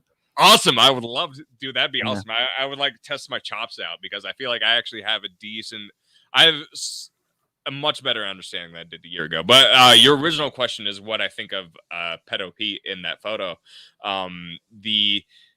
What I think like it's evidence of a much bigger thing, not necessarily like the symbolism and like pounding him raising his fist in the air. I think what's really concerning about Biden on like a personal level, if we're just like trying to like take away the labels, take away from the ideological alignment, I think like everybody really, I think, will at least acknowledge or not really dispute that Joe Biden has had at least some moments, and in my opinion, like too many moments to count, where it looks like he has dementia. We literally elected somebody that has dementia and isn't there. Like Well, don't say we, but okay. I say we as a collective America. As a collective America, we allowed I it. tried to stop it. I mean, a little bit. Well, yeah, like within the realms of the law. Calm down. I would say so too, but like we've called other presidents puppets, ideological puppets for the party, but like they at least have, their consciousness there. We have someone who's like such a gross misrepresentation of what an elected representative is supposed to be because they're not even cognitively there. And I'm not like, I didn't like Trump. I don't like the political parties. I don't like the political system. I don't like a lot of it. And like I was actually surprised about how bad things will get. Like Biden I think he's a national embarrassment because of it shows the evidence of how unconscious the machine has gotten. That's the best way to put it. The Democratic Party has become such a crutch of ideology and control that we have a representative that isn't fully conscious and isn't fully there. He's falling off his fucking bike. He's falling off his bike, and he's telling people that little kids used to touch his leg hair. Like, yeah, but that was a complicated thing. When he fell off his bike, he got right back up, and he told the crowd, he's like, "This is just alternative, natural forms of birth control that you can practice." So, I mean, I think we're missing a big part about what Biden's really trying to tell us. Is that too callous? I don't know. My bad. No, I think like even if he was a very evil person during his tenure, and that's where that that's what that photo symbolism is trying to hint at. At this point, it barely even fucking matters. Like even if he was an evil person, he's a shell of that evil person now. Now he's just he's literally being the strings behind. There's a marionette. The marionette is not the Republican Party. Well, I mean, to some degrees, yes, the Republican Party, but the Democratic Party behind Joe Biden is the marionette, and they know they can basically do whatever he wants to. It's like, and I think Joe Biden is evidence that you can still retain an ego even if you can't retain your sanity. One of my favorite. Next time I quote the president, remind me to say, in the words of the president, "I got my foot caught on the toe cage. I'm good." Right? That's our but like this guy is out of control. I mean, I know it's boring to say, like, hey, yeah, that's the thing I hate about it, because it's like we're back to the George Bush period where everyone's like, hey, look how dumb George Bush is. That guy's so dumb. He's so dumb. He helped the government of Iraq, corporatize and get industrialized taxpayer. I mean, American tax money went to buying so many of the Humvees and Hummers and everything. Yeah, so dumb. I think that's what we're doing wrong with Biden. Maybe he is dementia and everything. I mean, yeah, staples in the brain. No, I don't. I legitimately don't think it's that. I don't think it's just like I'm as more worried fun about as people being evil. I think he might be secretly virile. And imagine, like, you remember watch Thundercats? I never watched Thundercats. My apologies. That's another sin. No, I'm just kidding. Important show, but basically, once upon a time, there was Thundera, and on Thundera there were cats, and then the cats their planet was destroyed, so they had to go to Earth 4 or something like that, which is really like, if you think about the extinctions, it's the fourth extinction of Earth, and that's when lions took over etc. And they go and they find. Let me see if I can find the pyramid. They find a pyramid on Earth 4. And they go to these obelisk-written pyramid, and inside of it, they find this creepy old dude named Mum-Ra, right? And that's this creepy old dude named Mum-Ra. And he's super lazy, tired, sleepy all the time. He's like, oh, I'm a weak old man. I'm Biden. In fact, let me just do this really quickly, like a little bit of montage editing. I'm an old man. Yeah, montage. Yeah. My argument essentially was like, well, this is still related. That, well, George Bush was still a person. I'm saying when you have dementia, you're becoming slowly less of a person. We can't even elect a actual person into office. That's what I'm saying. Here's where the distortion. Here's where the metaphor gets evil. So then the thing about Mum-Ra is he can do this spell, right? And so he'll be like, ancient spirits of evil, transform this wretched corpse into Mum-Ra, the spirit, the ever living. And that's what happens, is he becomes this, like, where is he at? This super powerful figure. There he is with his muscles and bones. He's like, Rah! For a period of time, but then he has to go back to being Sleepy Joe in his box.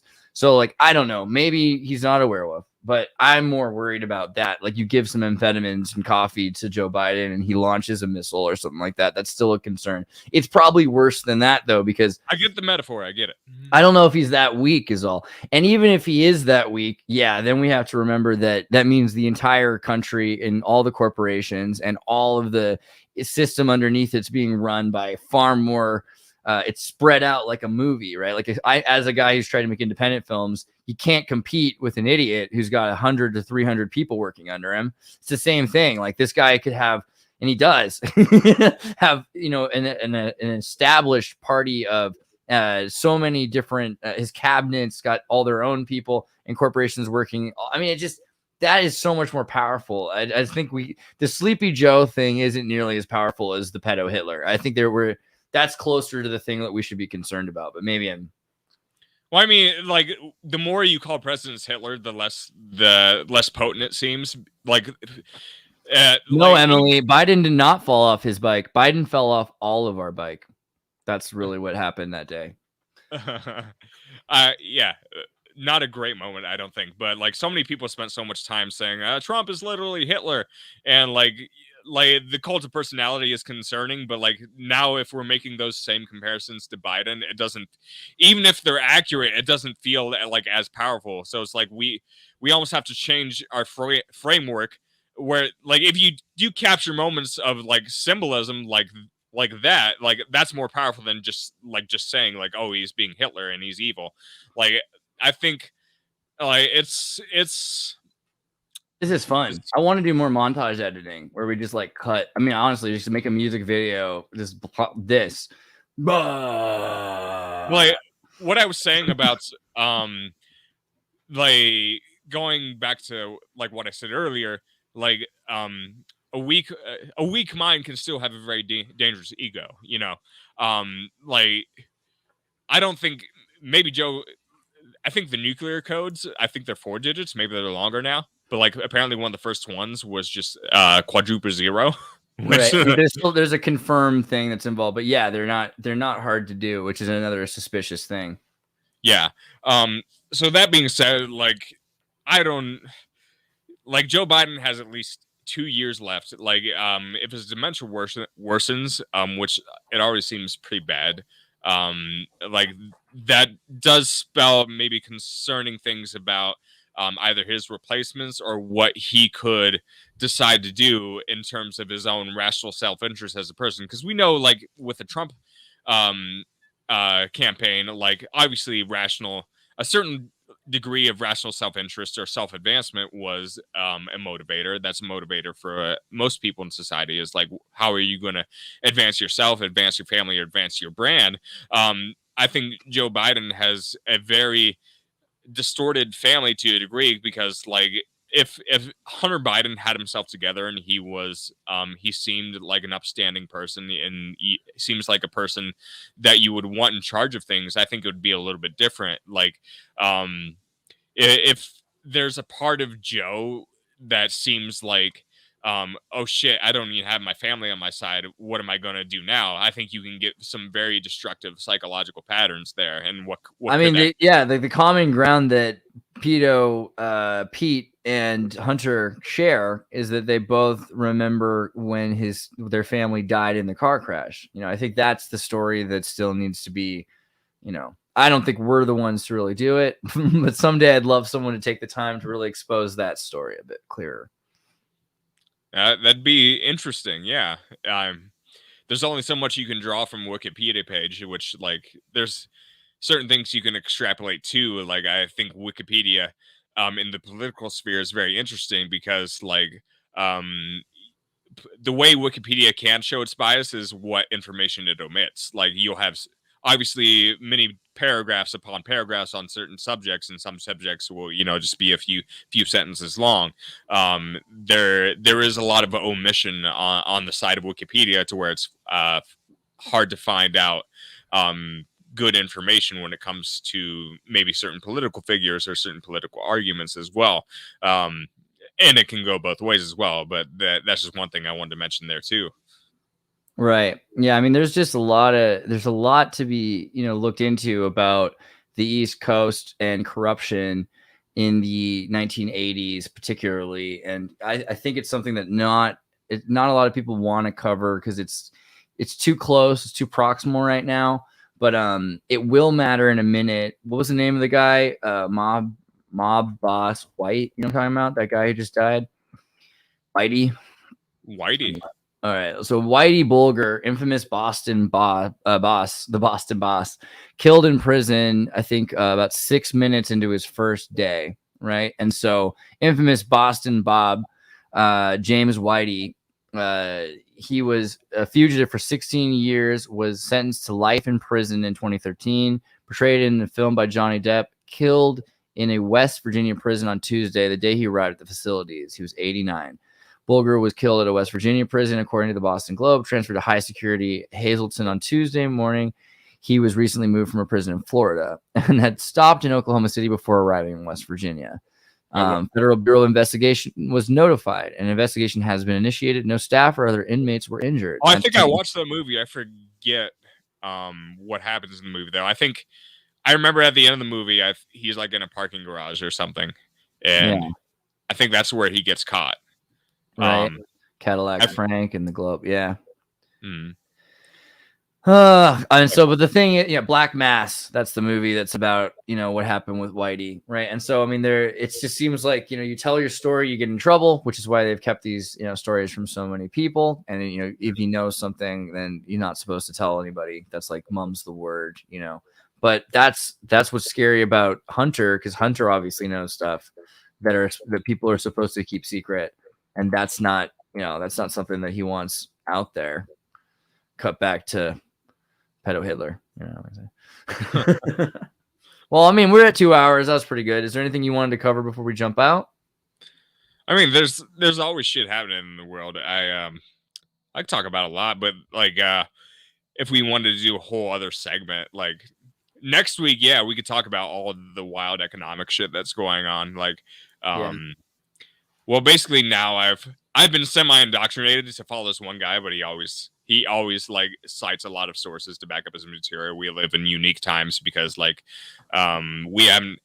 Well, it seems like now there might be a huge financial cycle like destined to happen like every 10 Keenan, get Maxwell the Outsider if you're interested in this story. I think Tom Bauer's book Maxwell the Outsider will give you a good taste of the Labor Party movement into Epstein and what happened before that. But yeah, no, I agree, Kurt. We need to start focusing on the economic transition that's going on right now. Right.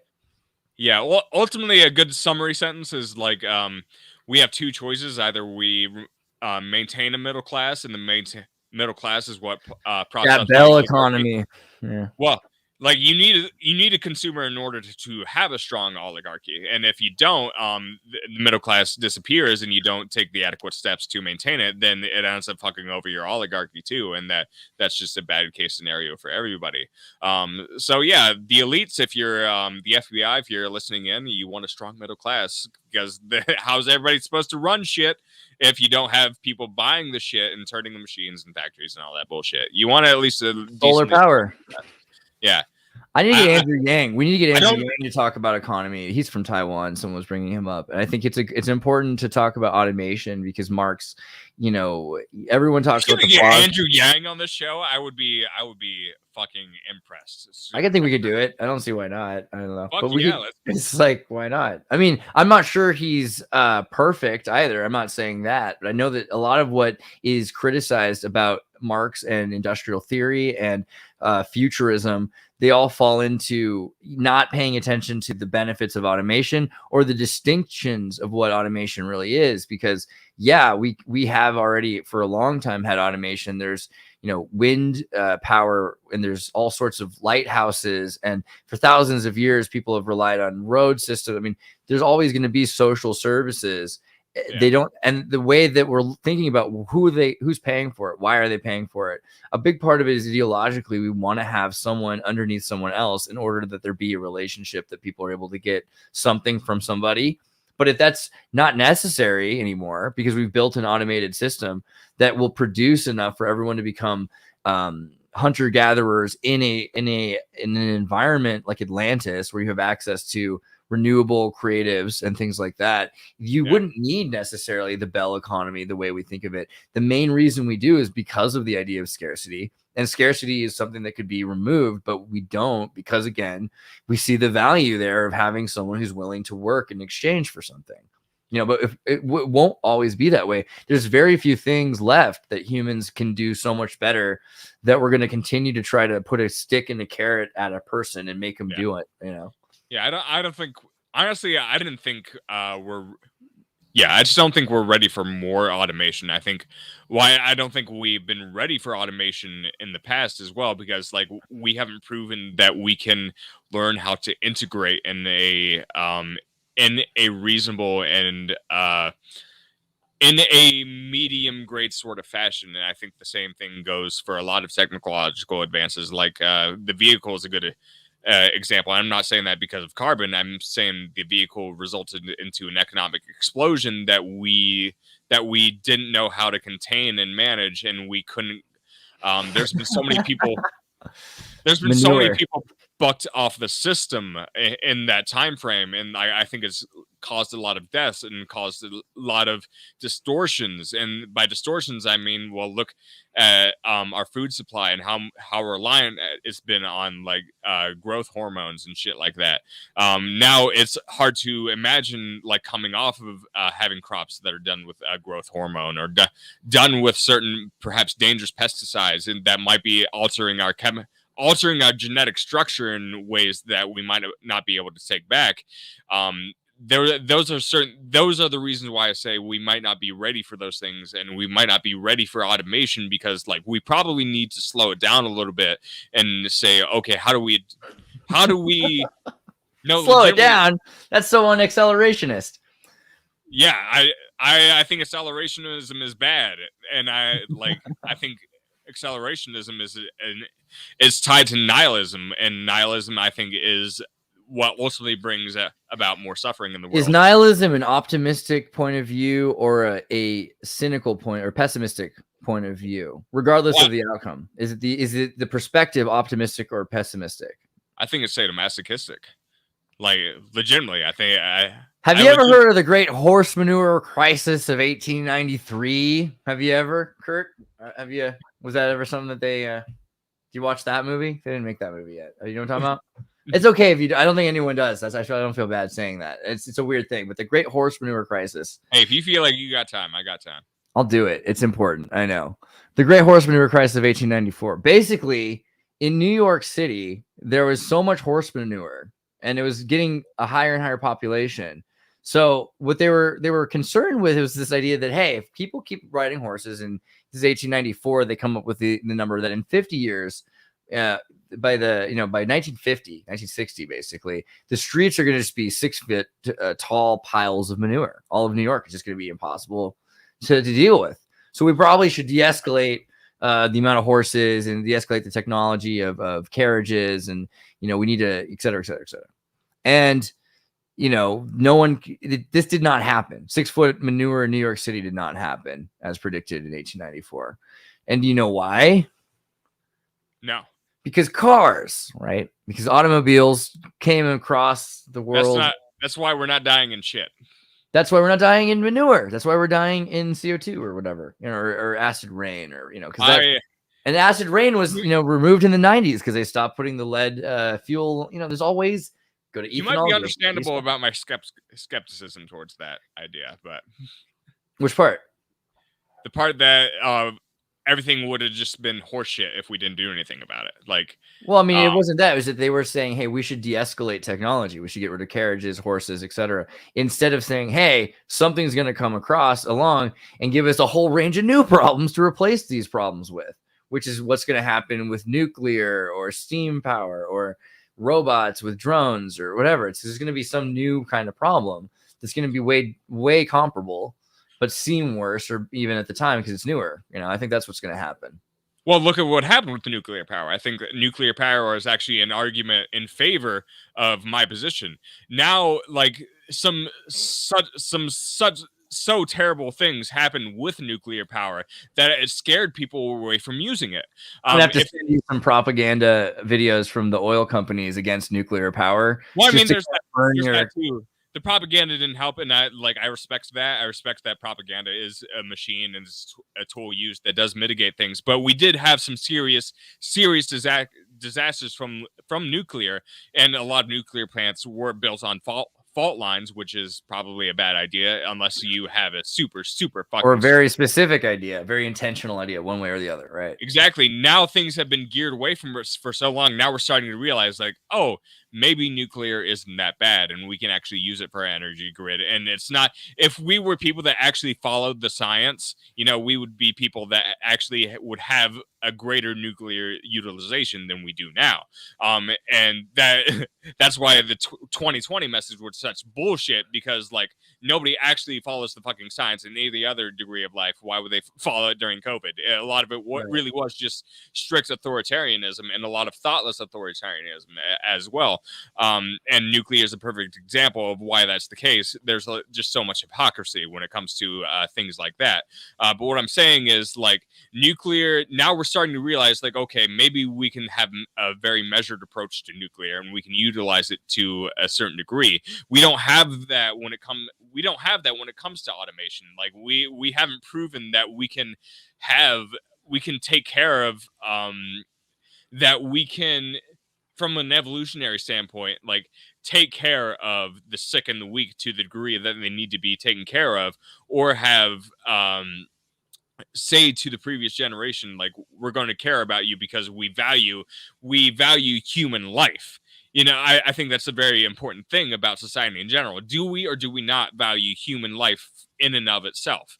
Do we not value life in general in and of itself? And I think the degrees to which you set up a decent level of social programs to people who get bucked off by automation is a good degree to how nihilistic you are or how much you value human life. And I think we do need to value human life, and that's to where we are definitely not fucking all prepared. Human life, all of it. I mean, not like pedophiles to a degree, but what about what about I don't know. I mean, because it just seems like the thing is we all value everything up to it's how much you value things. You value humanity more than you value. Would you, if you needed, let's say you had to make a choice, there's a train load of people that are headed towards death and homeless camps, or problem. I love these, or towards this environmental lake, right? And this beautiful lake, right? But it's gonna be perfect for all these people to build their houses around the lake, but it's gonna destroy the lake because they're gonna put oils in the lake. They're gonna, there's not gonna be enough oversight to stop it, right? You have to choose between nature and the human sphere, right? The ecosphere or the human sphere. What do you think? What? Give me the ecosphere again. What's the idea behind that It's one? a beautiful lake. It's like one of the nicest lakes in the world, but it's surrounded by a bunch of land that have these tiny birds that land there, and they're all going to die because this is where they mate, and so there's nowhere else for them to mate, and then they're going to not be able to fly out from there and pick berries and eat bugs off of trees, which would keep the trees growing and everywhere else. It's just a huge ecosystem that's going to break down, right? You're going to destroy the whole ecosystem, but you can probably build systems to replace that. You could replace, if the rainforest dies because the bugs eat the trees, and you can put skyscrapers there, right? So you can put more and more people where there was nature. I mean, is nature so great? You got these poisonous frogs.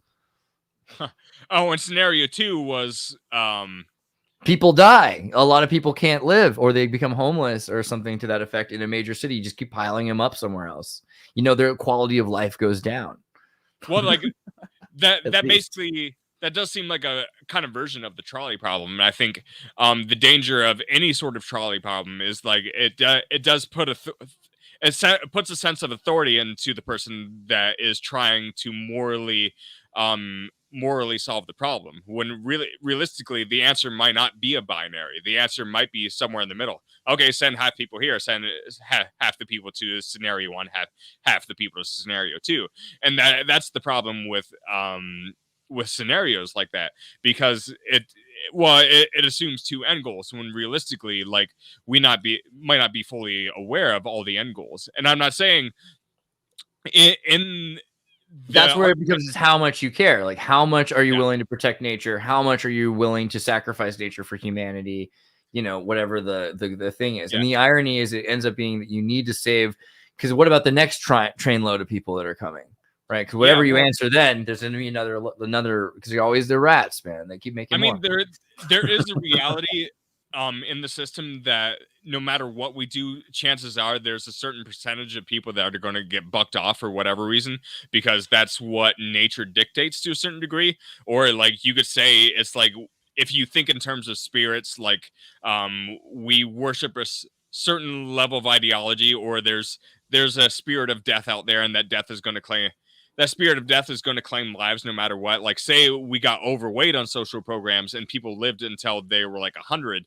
That would be what we're kind of dealing with that now, because we've had such a disproportionate population that were baby boomers that are outweighing the millennials and the zoomers.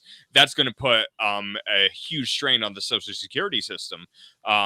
And it's going to be like, oh shit, like we might not actually be able to sustain all these people. How many people are going to die because we had an overweight social program that we cannot sustain because we literally don't have the population there? There's a legitimate argument for that. Like how much is too much and how much is overweight. And the reason why I bring up it in a spiritual sense, like there might be something coming for all those people, and there might not be anything that we're actually able to do about it. So how much do we tinker with the levers and knobs to try to save people when it's like nobody knows what the fuck's going on at the end of the day?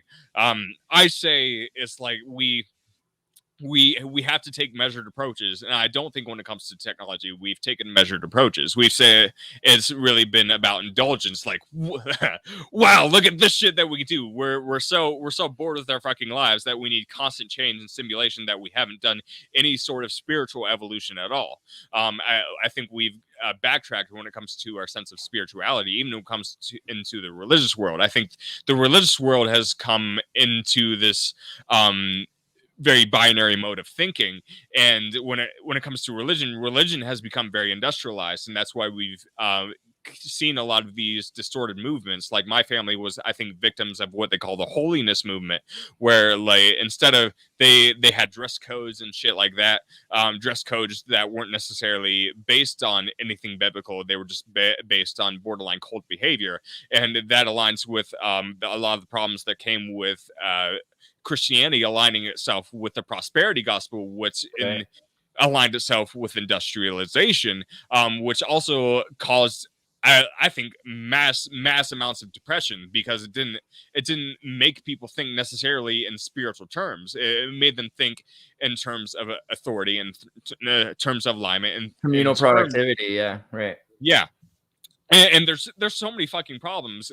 Like I think a lot of it comes with problems with the Enlightenment as well. I think the Enlightenment, to a certain degree, did demonize spirituality, and I think we need to return to that. We need to find a way to have manufacturing and industrialization coexist with spirituality, and that's where, with all these, women or men in general that, get into their tarot cards and their spirituality, they get made fun of. But I think, let them fucking have it. It's like, let them have it. Let them express it. There's something wrong. I think there's something interesting to it. I think the idea, that there'd be no effect by stars or planets, or, there's no effect of reality on you, would be weirder. Than if. But the idea of knowing exactly everything about it seems kind of interesting, or beyond, I don't know if you can really do the precision exactly the way people believe they can. If they did, maybe stock tips would be better. And it's sad when you see like an a bankrupted, out of business psychic. You're like, oh man, you should have known, that was coming. Like, that's your gig. So yeah. But dude, I think we did a pretty good thing. I appreciate you. We should do this again next week, and we'll try to get something on economics. We talk about grosser mercantilism in Holland or something. Oh yeah, I should be able to be more prepared next week too. I just got in town as soon as I did this one. So no, it's legit. We had to talk about Kirchner, man. It's literally like breaking news. I don't know. Did anyone else cover that before we did? I'm pretty sure we jumped on that as it happened. So legit, guys. If you guys heard that here first, good for you. Everybody else, you're a little late to the party, and that'd be a lesson to you. Come back to the channel if you want to know stuff before it happens, or as it happens. Oh, did you get your cat? No, I wanted to show you. This is the product of my vacation. I was able to.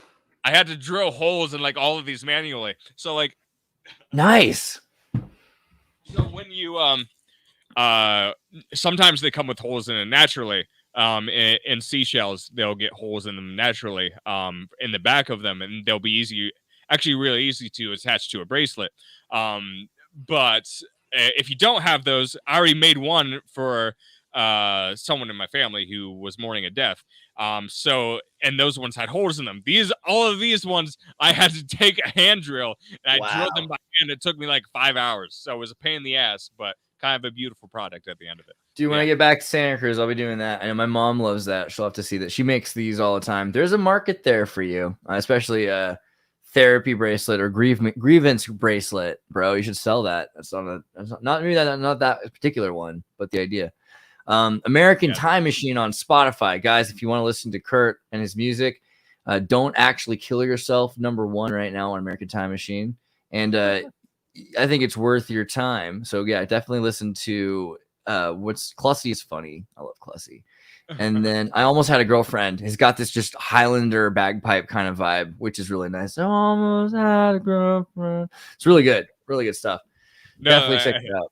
The background vocals going I had 10 layers of distorting like that. It has a weird effects because I've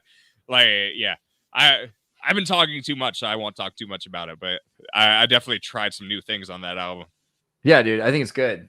It's good. All right, everybody, see you tomorrow maybe, and then definitely Monday, and then throughout the week there'll be more videos. And then Thursday, Kurt will be back. Take care, everybody. Andreas, God bless you. God bless you too. And God bless man.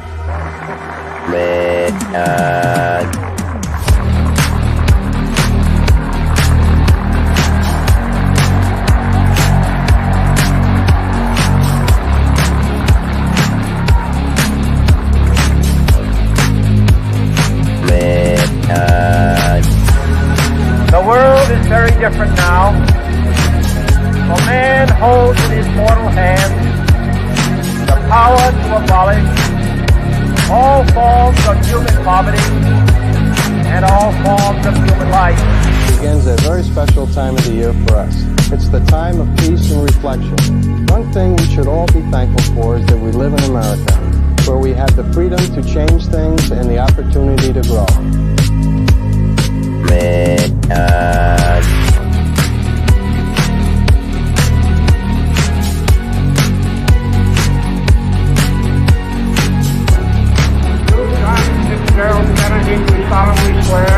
I, John Fitzgerald Kennedy, do solemnly swear that you will faithfully execute the